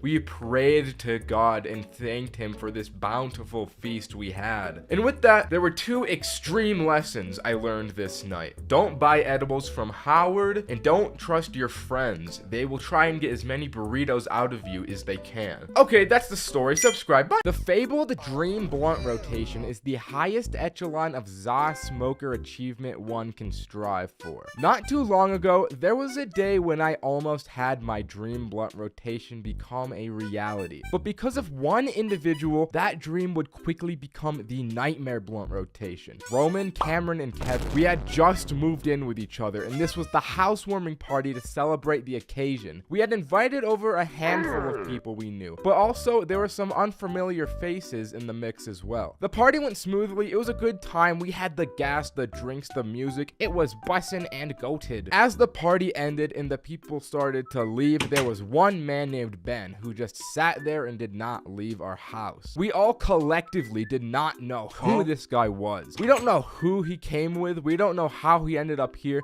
but he was sitting in our living room unmoving. We didn't want to tell him to get out of our house either because because the 4 of us are all beta males. So we were like, he can stay here for a little while, I guess. But then this guy starts to turn on our PS4 without asking anyone and just creates an entirely new account for him on our system called Ben. I don't know if I would describe this as a power move, pure ignorance, or just being a weirdo, but I could not believe what I was witnessing. So I just decided I need to go outside and smoke weed. Same. Let's do it. That sounds like a good idea. So we got the after party blunt rotation outside with Ben, and we start passing this around. Once the blunt gets over to Ben, he commits a real atrocity, and not just double but triple dips the blunt before passing it over to me. This is where Ben became a real enemy to me. But the rest of the roommates were still cutting him slack as just being some kid that probably wasn't self-aware. Boy, that was good. I'm gonna go step inside now. I want to kill him. Nah, man, you're just hungry. Let's DoorDash some food. So we ordered a load of Mr. Beast burgers for the meme. And as we walked inside, Ben had created an entire new Skyrim save and was watching that cutscene with the horse in the carriage. So, you're playing Skyrim? Yep. This was the end of the line for Ben. In this moment, we knew this guy was probably gonna be staying in our house for a lot longer than we wanted, and we were all done with him. Come with me, boys. Everyone follows me into my room, and I tell them, what the fuck is this guy doing? Bro, he's gotta go, bro. He's gonna be here for hours if we don't do anything. I'll fuck him up, bro. I'll punch his teeth out. Why would we do that before just telling him to leave the house, dude? He's so brain dead. Why would he even do this shit, bro? True. Okay, so what's the best way to get him out of here without being assholes? I don't want to just tell him straight up. What if we tell him the police are coming so he runs away? Why would the police be coming? That makes no sense. True. We could make him really uncomfortable so that he leaves. I like that idea. What if we make this worse for him than it is for us? That way, he'll just want to leave. Then Roman looks at his phone and notices through our scheming, the Beast Burgers had been delivered a few minutes ago. The 4 of us walk out to see Ben had already brought our Mr. Beast burgers inside. Not just that, but he had eaten a burger despite us not ordering him food. Not just that, but it was my Chandler burger he was eating. So we just shut the door and go back into my room. There's no time for Beast Burger. We need to get this guy gone now. So the 4 of us devise a devious scheme to remove Benjamin. This wasn't about us wanting to be polite and indirectly getting the message of, excuse me, what the actual fuck are you doing in my house? This was about how we can make this guy pay for the crimes that he has committed. So the 4 of us get our guns and load them up. We go over to the air conditioning and turn it to the coldest possible option. Once the house was freezing, we all point our guns at him and shoot him. They were water guns, by the way. And since the house was cold, the water was very chilly. Why are you doing this? You ate my Chandler burger, bro. You gotta go home. So Ben runs out of our house to never be seen again. But the creepy part is the next morning, we texted the people we knew at the party to find out who brought him. We wanted to know who knew Ben. The thing was, nobody knew who Ben was. I guess Ben was just a random dude who saw a party and decided to walk into it, eat a Chandler burger, and play Skyrim, which honestly, with that story, I kind of respect. Thank you all for 2,000 entire subscribers. Alright, that's the story. Subscribe. Bye. You know the drill. I get dangerously high by myself, track everything I do on my notes app, and tell the story of the actual brain-rotting activities I get up to. But this time, there's a little twist. Before I got high, I texted my boys group chat to ruin me tonight. They could call me, text me, or just send whatever heinous dung they can at any time throughout the night that would mess with me or just make a funny moment. So here's what happened. After eating my special gummies, the first thing I wrote down in my notes was watermelon with no melon. I guess I found this video so impressive I just had to share it. Anyways, let me set a scene for you. As the gummies came into effect, the first thought I had to myself was, I want my big Oreos. So I walk myself downstairs into my dimly lit kitchen, fill my favorite coffee mug with warm milk, and start solemnly munching on these porcelain big Oreos, one intimate bite at a time. As it turns out, I only had 3 Oreos in my bag, which left me with a real problem. I got no more Oreos, but so much milk. Without thinking, I trotted up from my seat, walked over to my little tree, and poured my milk into the soil as if it was water. It took me a minute to mentally process that I had given a tree milk until it finally hit me. Wait,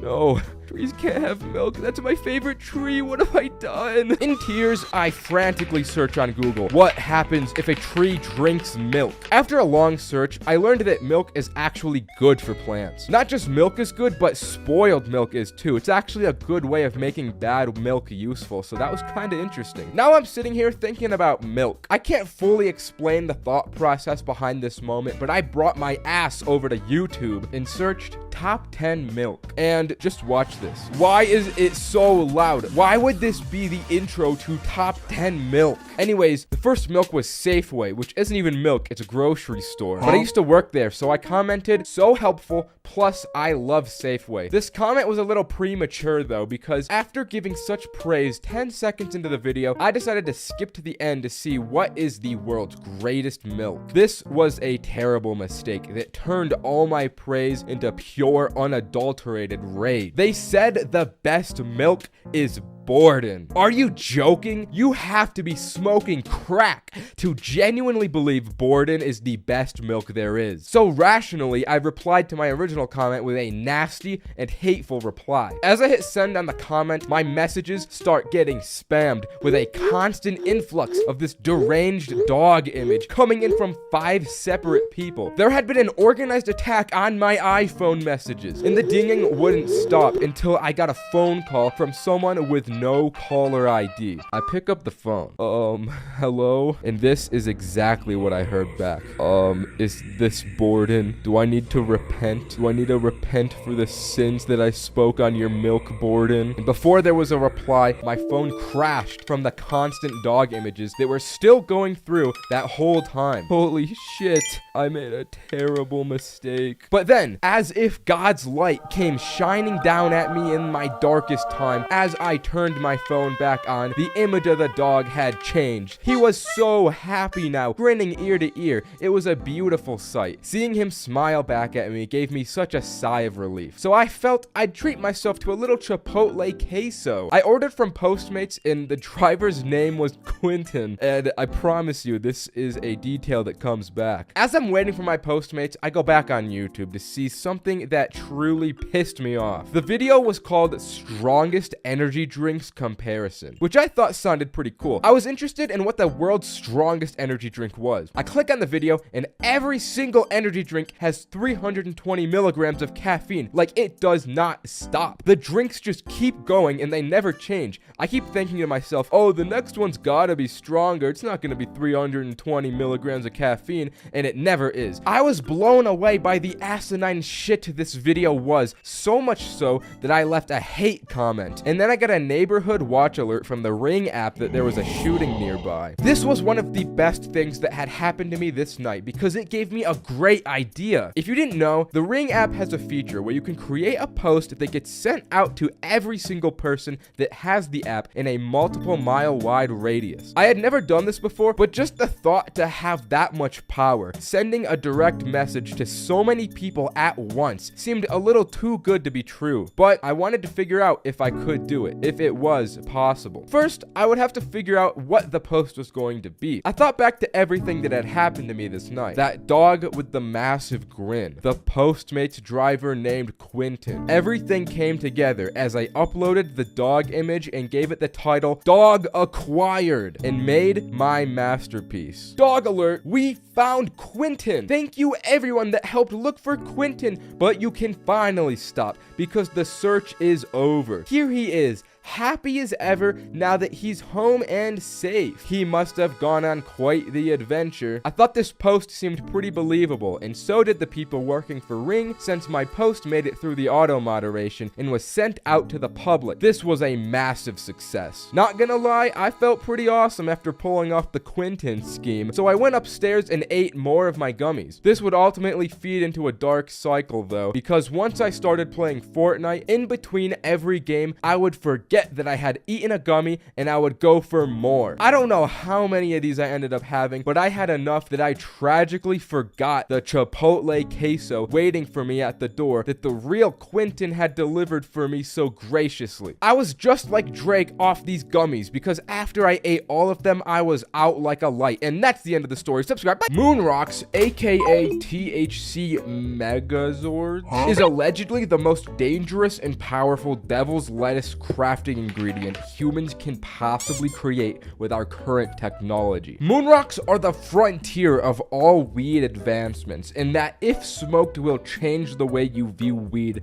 for the rest of your life. At least that's how some people were hyping these things up to me before I tried them. So when I first heard about this, naturally the first thing I thought was, the fuck is a moon rock? And you'd think I would have found out after having smoked them, and I'm leading into an explanation, but to be honest, I still don't know. I mean, it's a little nugget, it looks like a rock, and it's really strong. That's all I know. Anyways, here's the story of the first time I smoked a moon rock. I was with my boys as per usual when the idea of moon rocks came up. None of us had actually ever done them before, so it would be all of our first times. But since it was our first times, we didn't have any. But for the most part, we're all big kids now, so a few of us drove down to the dispensary to pick some up. We walk in, ask the employees for moon rocks, and they didn't even know what we were talking about. How do you work at a dispensary and not know what the weed is? We left empty-handed and decided to take some Google searches to find out how to get these. After Google searching, can you get moon rocks at dispensary? We found out that they're actually extremely rare. Not just that, but they're actually illegal. Oh wait, that's talking about the shits from space. Never mind. We loaded up weed maps and found a dispensary that has them. Drove over there, and yeah.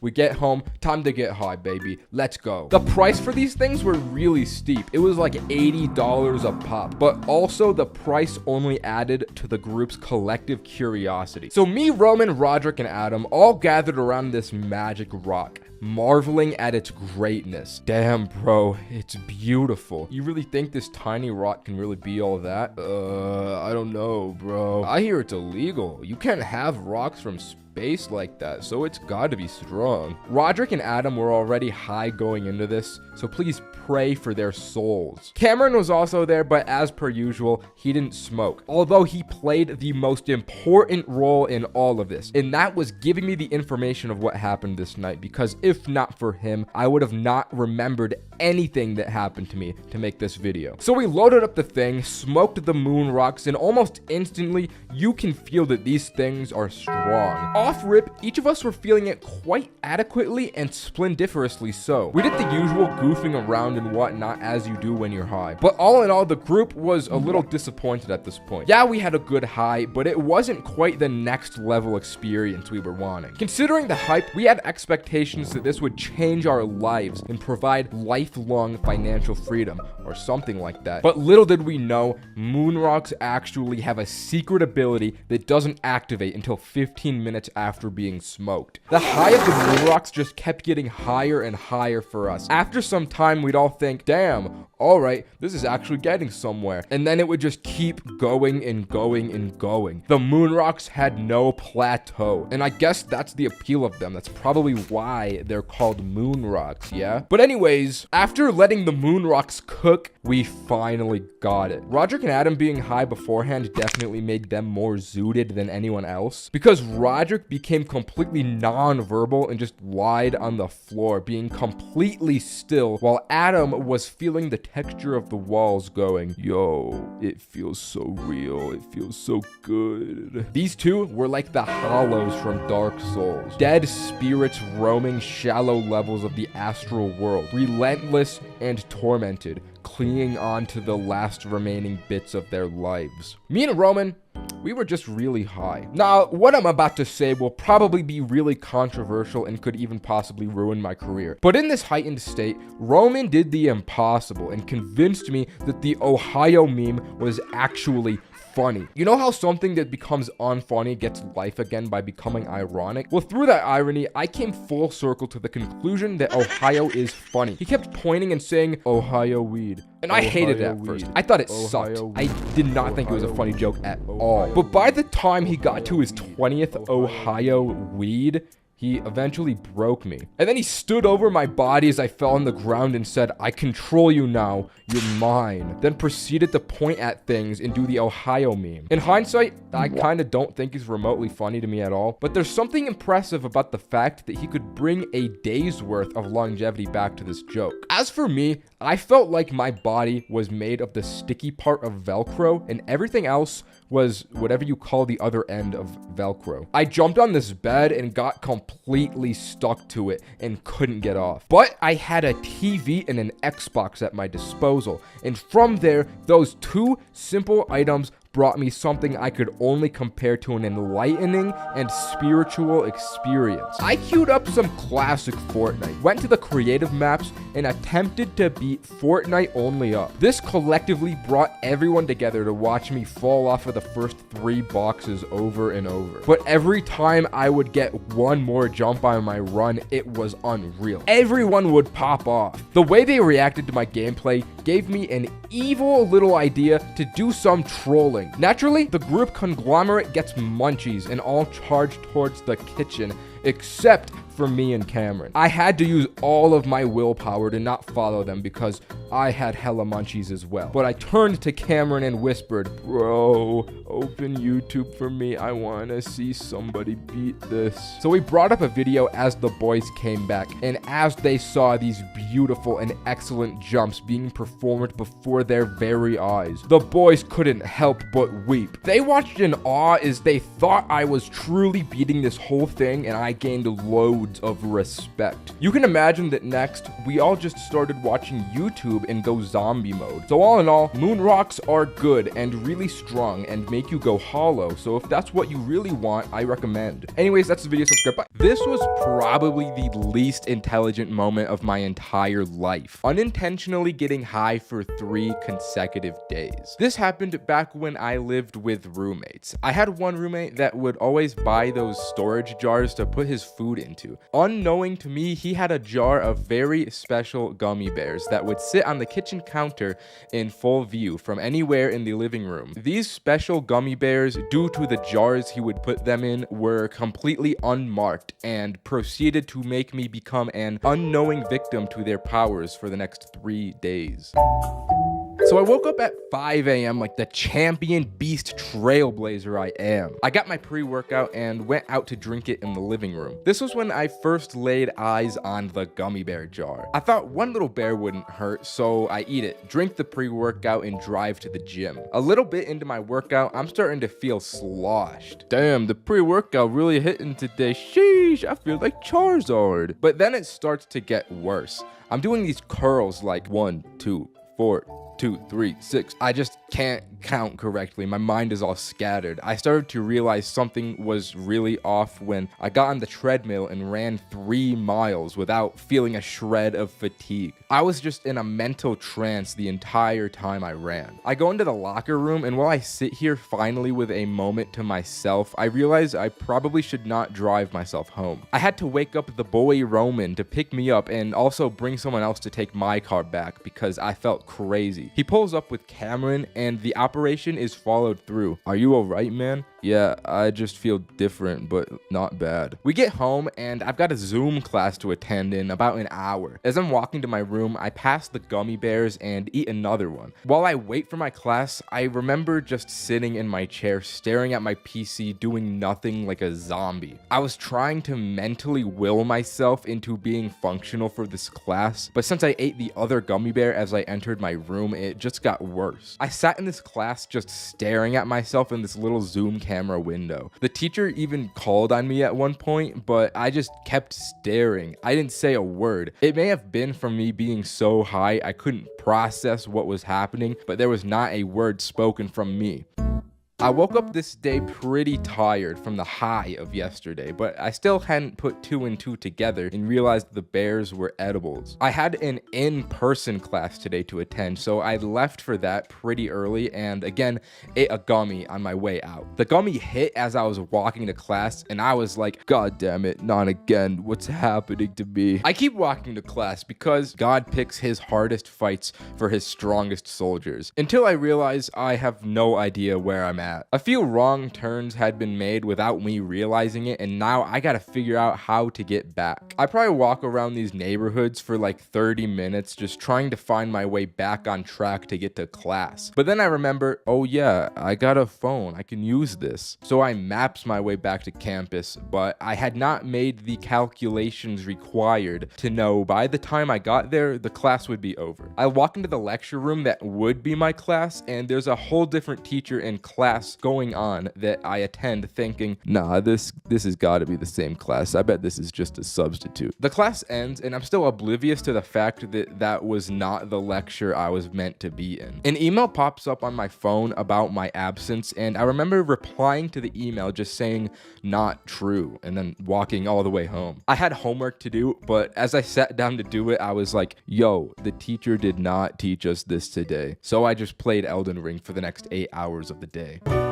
All this weed I had been consuming kind of messed up my sleep schedule because I woke up this day a good amount later than usual. So when I walked into the living room, my roommates were all awake and out there. I was like, guys, that thing keeps happening to me. I think I gotta go to the doctors today. Something's just not right with my body or something. I reach in and eat another gummy while I'm out here, but this time in full view of all my roommates. Roman's like, bro, you're really gonna eat an edible this early in the day? And just like that, all of the stars aligned in my head. I had been drugging myself on these gummy bears unintentionally for the past 3 days. So you're telling me that those are edibles? I've been eating those every single day recently. Then everyone just erupts to clown on me. These dudes couldn't act right. They're like, oh my fucking god, this dude's a dumbass. So I run into my room in tears and listen to Heartless by Kanye West. I hate my friends. Alright, that's the story. You know the drill. Bye. When it comes to high school, we all have shit memories. Nobody's decision making will be depthful when they don't have consciousness. Even when it was good, it was never all that good. Today, I'm unfortunately here to recall upon a time that has fallen down in infamy. It was a certified bad time. Back in 11th grade, we needed to up the ante and raise the stakes on a daily basis, merely to keep entertained and probably alive with our hormone brains. So we concocted this half-scheme idea to smoke gold. And what I meant by that was to roll a golden joint, surely an absolute premium experience to be had. We wanted that man in the moon weed to get us out of this motherfucking world and to place into our wraps made of gold. But that wasn't enough. We had the brilliant idea of suggesting a boys' feast this night, featuring a steak, a beautiful steak, as the main dish. We fancied ourselves sophisticated philosophers and men of taste. The philosophers in question being me, Roman, Roderick, and Adam. Our combined brain power told us we needed to act fast, or else Adam's plug may take a nap. So Adam texted him at lunch real quick to secure a dub before Mans hit his afternoon weed coma. After school, we hopped in the whip and skirted off. Questing with the boys was never any lightweight situation, you understand. A Socratic philosophical debate carried out inside revolving around how much coinage was required for the night's festivities. If we pooled our money, we had $47, which was probably enough to buy the steak and the weed that we wanted. We pulled up to Safeway and parked the whip to commence the shopping. This was my first time buying meat to cook. I didn't know what to look for, and neither did anyone else. We bought the steak, got in, and got the fuck out of there like that. Adam's plug lived right up the hill, so we zoomed up the hill right after and filled into his basement like weed gnomes. When we got the za, we tell him about our quest and ask him if he knows how or where we could find golden wraps. He goes, hold on, as he pulls out a golden cone and a small piece of gold paper. You can either have a pre-roll for 20 or the filter for free, but you can't have both. This is what I meant when I said high school was shite. This moment right here should have been it all. Anyways, the boys mentally connect for a moment and confirmed that we're all like, fuck this guy. So we grab the filter and head out. Before we leave, he gives us 3 shops that wouldn't card, according to him. With 2 of the 3 ingredients scored, everybody hopped back in Adam's car and set course for the first shop. We for real felt like American navies in this moment. brave seamen who ventured into unknown waters for booty. As we pulled into the parking lot, Adam said he wanted to go in first, so we blessed his ass with ancient prayers before exiting the vehicle. He comes back empty-handed and looking a tad unnerved. He explains that he went in to find a really chill, young-looking guy behind the counter, but as he started to browse around, he noticed that there was a bit of a switch up. An old guy sat crossing his arms and glaring at Adam from where the other guy was. This did not vibe with Adam very well, so he bolted out the door before he let anything else happen. Exhibit 19 as to why high school sucks. The shit you have to risk your literal life and limb over was never worth it. Looking back, this was not worth the amount of trouble we could have gotten into. From here on out, we decided to call the places to ask if they had any specialty wraps, but the second and third shops that the plug had given us were a no-go. So we decided to Google 24 karat gold weed wrapping paper for sale near me. This turned up some interesting results, and after some more Googling, we narrowed it down to one shop that might have had it. At this point, we're impatient and morally sabotaged after escaping a nearly fatal encounter with the last. As we're pulling into this decrepit looking empty strip mall, we consult the lexicon and find a ritual of protection for our boy Roderick. We gotta buff him with Dark Moon Blade before sending our man out into the fray of Dark Root Garden, bro. This motherfucker Roman starts chanting inaudibly. We wrap up our blessings and Roderick steps out ready to face our collective demons. Adults in authority positions in possession of shit that we want. We wait 5 minutes, then like 8, and then about 10 minutes go by and there's still no sign of him. Finally, he comes out and it looks good. He's got that little grin we all knew meant good things. Roderick went sexy beast mode and not only found the wraps, but convinced this guy that he was 21 enough to buy them. So we had the wraps, we had the za, we had the steak, and we had our magical precious filter. All that was needed now was to assemble the stones like Thanos and rip fat tokes of this golden excellence. Adam's parents still hadn't gotten home yet, so we zoomed over there to prepare the feast. Adam cracks out the pan while Roman and Roderick take over the cooking preparations. Everyone crowds around the cooking skillet watching the steak come up as Adam tries to roll the joint. The problem was that we had not expected the golden wrapping paper to be as thin and slippery as it was. Adam's fingers couldn't really get a good tuck going and fold the paper over. Micro weed nuggets start falling out and I foresee what is about to happen before it does. This moment is God sent. I prophesized the fall of the joint. As we're all there admiring this magnificent cut of beef sizzling on the burner, Adam's hands dip down low, causing every single last crumb of weed to roll out the tip into the steak. Nobody says anything. Then, without saying a word or anything out loud, we all lean forward and start trying to inhale the sizzling weed crumbs off the frying pan. But of course, it doesn't work, so we all cry and piss ourselves for the rest of the night. And that's why high school is ass. I feel like everyone's first time eating edibles involves disappointment, quickly followed by a wave of high hitting like the GTA 5 train. It's just unstoppable, leaving yourself floating at the mercy of the sea of THC, just hoping you didn't get too high. It's the classic these edibles ain't shit dilemma. And in my case, my first edibles really were shit because the mixture of THC in these brownies I got were just not evenly spread throughout. I got my first edibles from this one kid I went to school with. I didn't really know the guy, but I knew Roman and he knew the guy, so I trusted the guy. He had baked his own edible brownies he was selling at school, so I decided to jump on the opportunity and I bought 3 of them for Cole, Roman, and me. We got through our day of school with the weekend ahead of us, so we decided to all assemble assemble at Roman's place that night and eat the brownies. And if anything bad were to happen, we had Saturday and Sunday to recover from this. So it's around 6 p.m. and the three of us are all bunkered down in Roman's bedroom. We had prepared for the munchies, so we had boxes of Oreos, bags of Doritos, and 3 Happy Meals for the three of us. We got our brownies and we prepared to enter the high. Wherever this brownie takes us, we don't know. We could very well come out of this new men.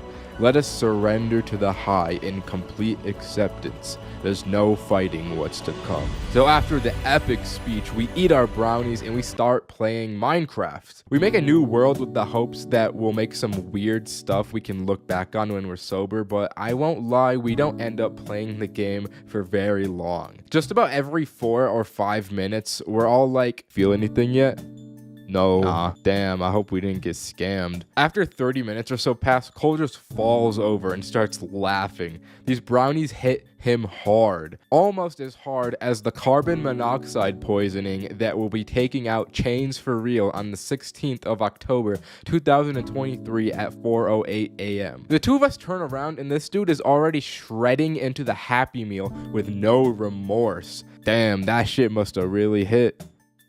Seeing Cole act a fool had some kind of chain reaction on me because I started to feel these brownies almost right away and I started tearing into my Happy Meal with no remorse. We get our toys out and at the time McDonald's had Frozen 2 toys, so I got this man that looks like he's made out of literal shit and Cole got the same guy. These toys were also projectiles, so we're just shooting each other with the shit man and losing it. This whole time Roman is just sitting here sober as a doorknob. I mentioned how the THC wasn't spread evenly throughout the brownies. What ended up happening with that was Roman didn't get high at all, while Cole and I got a super concentrated part of the batch. So we're having a good time while Roman just has to assume the parental figure position for the night. It's unfortunate, but Roman never experiences fortune, so it is what it is. The two of us completely ignore Minecraft to destroy every crumb of food we have. I start getting thirsty,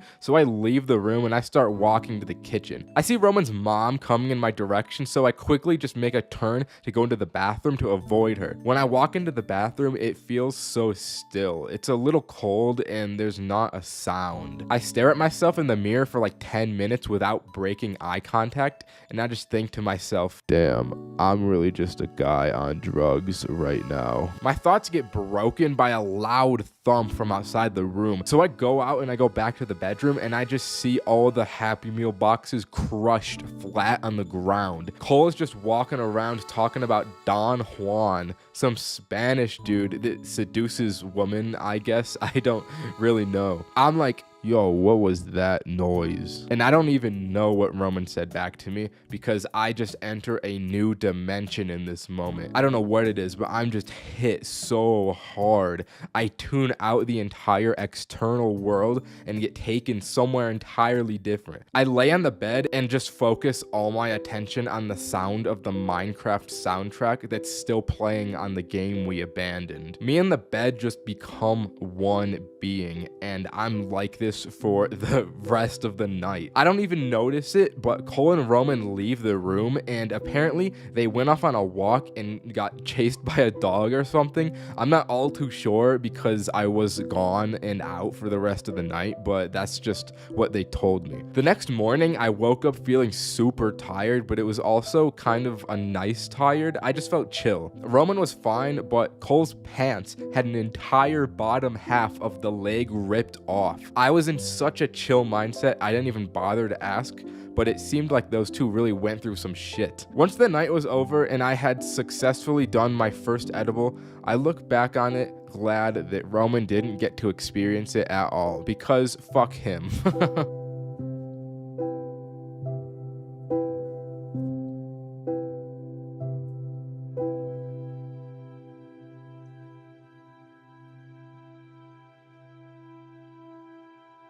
Here's a big one. You people have wanted this. My first time getting high, as it goes for most people, was a crazy experience. Now, I was at my friend Roderick's house. He's a classic guy. He's in just about every story that I tell at this point. Roderick's house was not like any other house. He lives in luxury, a luxury that a poor, under the poverty line boy like me will flip his shit when he sees. I mean, he's got a piano as you walk into his house. He's got a projector as a TV in his living room. This is the shit you see LA YouTubers live in. He lives in the Incredibles mansion. So Roderick was the weed expert that was going to show me his ways, and I was his apprentice. And this wasn't just my first time smoking weed. I should mention it was also my friend Roman's. The three of us were all sleeping over together this night inside Roderick's nice-ass house. Roderick was the real homie this night because he said, we can't just smoke a wax pen on both of your guys' first time. We gotta get our hands on the real stuff. What we had to do first was acquire the weed because we didn't have anything at this point. So we were going through the process of asking everyone that we knew on Snapchat if they knew somebody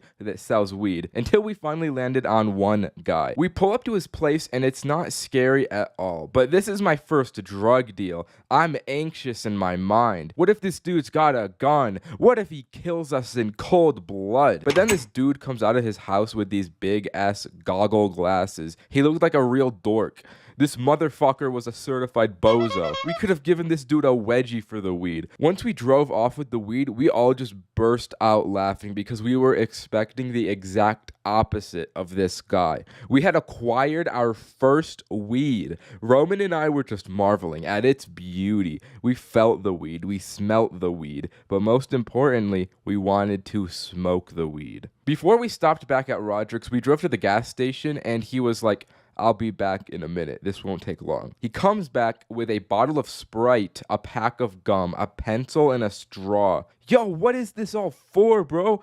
You'll see, bro. You will see. So we drive back to Roderick's place, run to his bedroom, and assemble all of our stuff. Roman and I just sit back while Roderick works his magic. He drinks the whole Sprite bottle, takes a gum wrapper, and wraps it over the top. He pokes some holes in the wrapper, and then he stabs the side of the bottle and sticks a straw in. And just like that, we had our own homemade bong made. It was a pretty jank way to smoke weed, and it didn't work all that effectively, but we had to make do with what we had. We were on limited resources. So we smoked out the Sprite bottle. And I don't know what was in this weed, but it affected Roman and I in a way weed has never before since then. In my going for a walk on mushrooms video, I mentioned how the mushrooms made my vision like in Minecraft, how your FOV can increase. In my experience, that's pretty usual for mushrooms, but this was the one and only time that I've had this effect solely from weed. And it wasn't just me. Roman had the same experience with his vision. It was so weird. I don't know what was in this goddamn weed, but it had us looking at things crazy. I was so goddamn giggly too that I just couldn't get enough of these guys. I laughed at everything. It didn't stop. After you smoke a good amount of times, I feel like the giggles eventually just go away. But the first time I had the laughs. Then the fabled munchies kicked in and we had no remorse for the kitchen. We started tearing through everything like savages. There was a fruit bowl in the middle of the kitchen, so I went, don't mind if I do, and wiggled my little fingers. I picked out an apple and there was a fly on the apple, and I don't know why, but this fly scared me. I mean, I don't fuck with bugs. So I threw the apple, I projectile tossed it across the living room, and it hit right into a framed painting and shattered the glass. I don't feel good about this even today, but luckily the painting itself wasn't damaged and his parents were not home at the time. It was fucking loud. They would have known what happened. So we started to panic, but thankfully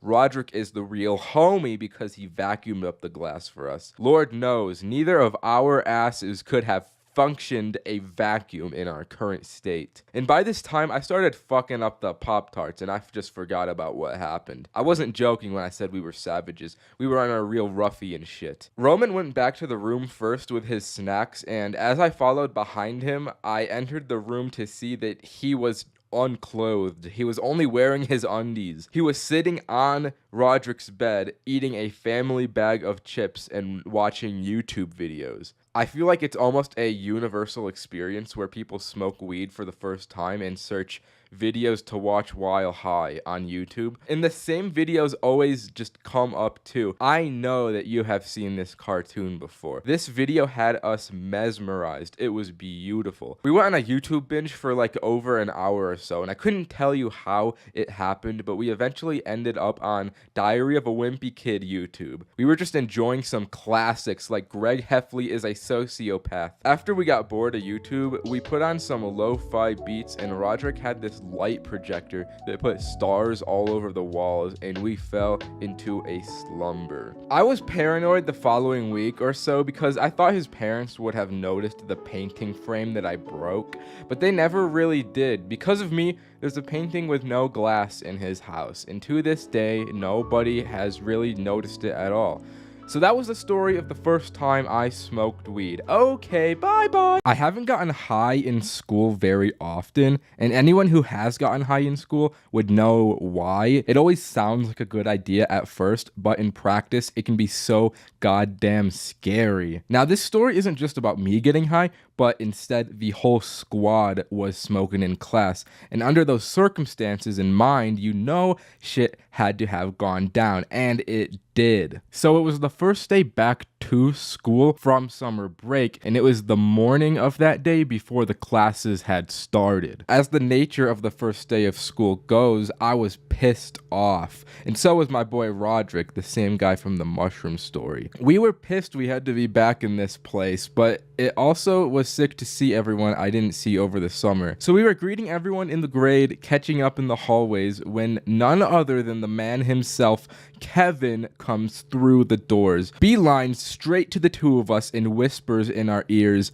"Bro, meet me in the handicapped stall real quick. I got something to tell you." Which, may I add, is an insane way to greet someone on the first day back from summer break, but we followed him into the bathroom to see what was up. As we walked in, Kevin is standing on the toilet like he is about to give a speech to us and says, "Guys, none of the three of us want to be here. Wouldn't you guys agree?" And we nodded our heads in agreement. "Then why don't we go somewhere else?" And this guy pulls out not just one, but 3 different wax pens, and our mouths are agape. Keep in mind, I rarely smoked at this time, so to see not just 1, but 3 wax pens that this dude had brought into the school was the craziest thing I had ever witnessed. I was like, no way we're smoking right here and right now. And Kevin said, "Not yet. See, I've been dreading the first day of school for a long time now, so I've thought up a way to make it a little more interesting. I want to play a game. We each carry a pen on us for the entirety of the day. Every time somebody says some dumb shit, you have to take a hit. And if you don't get caught all day, you get to keep the pen. But if you get caught, you owe me $50. In one moment, I was going about my ordinary day in school, and in the next, I'm choosing which pill I'm gonna take, and you know I took the green pill, and so did Roderick. I won't lie, the speech had us getting hyped in this bathroom stall. If anyone was in the bathroom at the time, I feel like they probably would have gotten the wrong idea. But anyways, we had to plan our day. We all brought out our schedules to see which classes we shared. I shared Spanish with Roderick, math I was with both, English I was alone for, in study hall I had the 2 of them again. But the bell rang and me and Roderick headed over to Spanish and departed from Kevin. As we walked into the classroom, we agreed we wouldn't sit next to each other, so if one person came down, the other wouldn't come down with them. And it would be easier to stay undercover, so we both sat in the back corners of the class. The class started and the teachers were going over the syllabus when this kid raised his hand and asked, "When we get our assignments, do you want our names in English or Spanish?" Me and Roderick just stared at each other from across the class after that. We knew what we had to do. As soon as the teacher turned around to the whiteboard, we took a hit, but then she turned around and we just had to hold in the smoke until she turned around again. And once I did, I started coughing loud. I couldn't hold it in that long. So I crossed my arms and put my head down, and no one thought anything of it, but it was close. The class went on and we got out of that one safe, although those wax pens, if you've ever smoked them before, hit hard. So even though I only took one hit, I was already feeling it as we walked to math. We got to the class first, and as Kevin walked in, he looked so fucked up. I was like, bro, what happened to you? And all he replied with was, it was Liam, bro. And then just took a seat before I could respond. Lord have mercy on his soul. Let me tell you, math was a dreadful class to get through. Not because of the challenge. We didn't even have to smoke once during this period. It was just the munchies, bro. Lunch was the next period, and I was fiending for that school lunch. The most entertaining thing that happened to that class was that I sat across from Kevin, staring him straight on, and he just kept nodding out of existence and coming back. This guy was on another planet, and it was only 10 in the morning. Once lunch came, I spent like $20 on snacks, but they were all out of the vending machine, which was a process I did not have the patience for. Waiting for the food to come down just felt like an eternity. The squad linked up, and I tried to get more information on what happened to Kevin during first period. Can you elaborate on what happened to you earlier, bro? Liam, bro, he had to introduce himself, and he said he likes kids. He didn't realize how bad that sounded, bro. But he really said it. And to be honest, me and Roderick, we just decided to take a hit right there after hearing that out of respect for what he had gone through. Once the bell rang, I started stressing because my next class was alone. I lost my supports and I had to face English class like a real stoic man. I sat down. I don't remember exactly what the question was, but I do know that some kid said something that I had to smoke to. So I had to take a hit. Then the guy next to me leans over and looks into my eyes and just nods. I was sitting next to the school stoner Bradley. Bradley saw this and asked, "Yo, can I get one, bro?" So respectfully, I handed him the pen, and with no remorse for his own life, proceeded to blow it straight into the air, and of course the teacher noticed and walked over. I thought it was all over for me in this moment, but he just ended up sending Bradley to the office. But the thing is that he still had my pen on him when he left.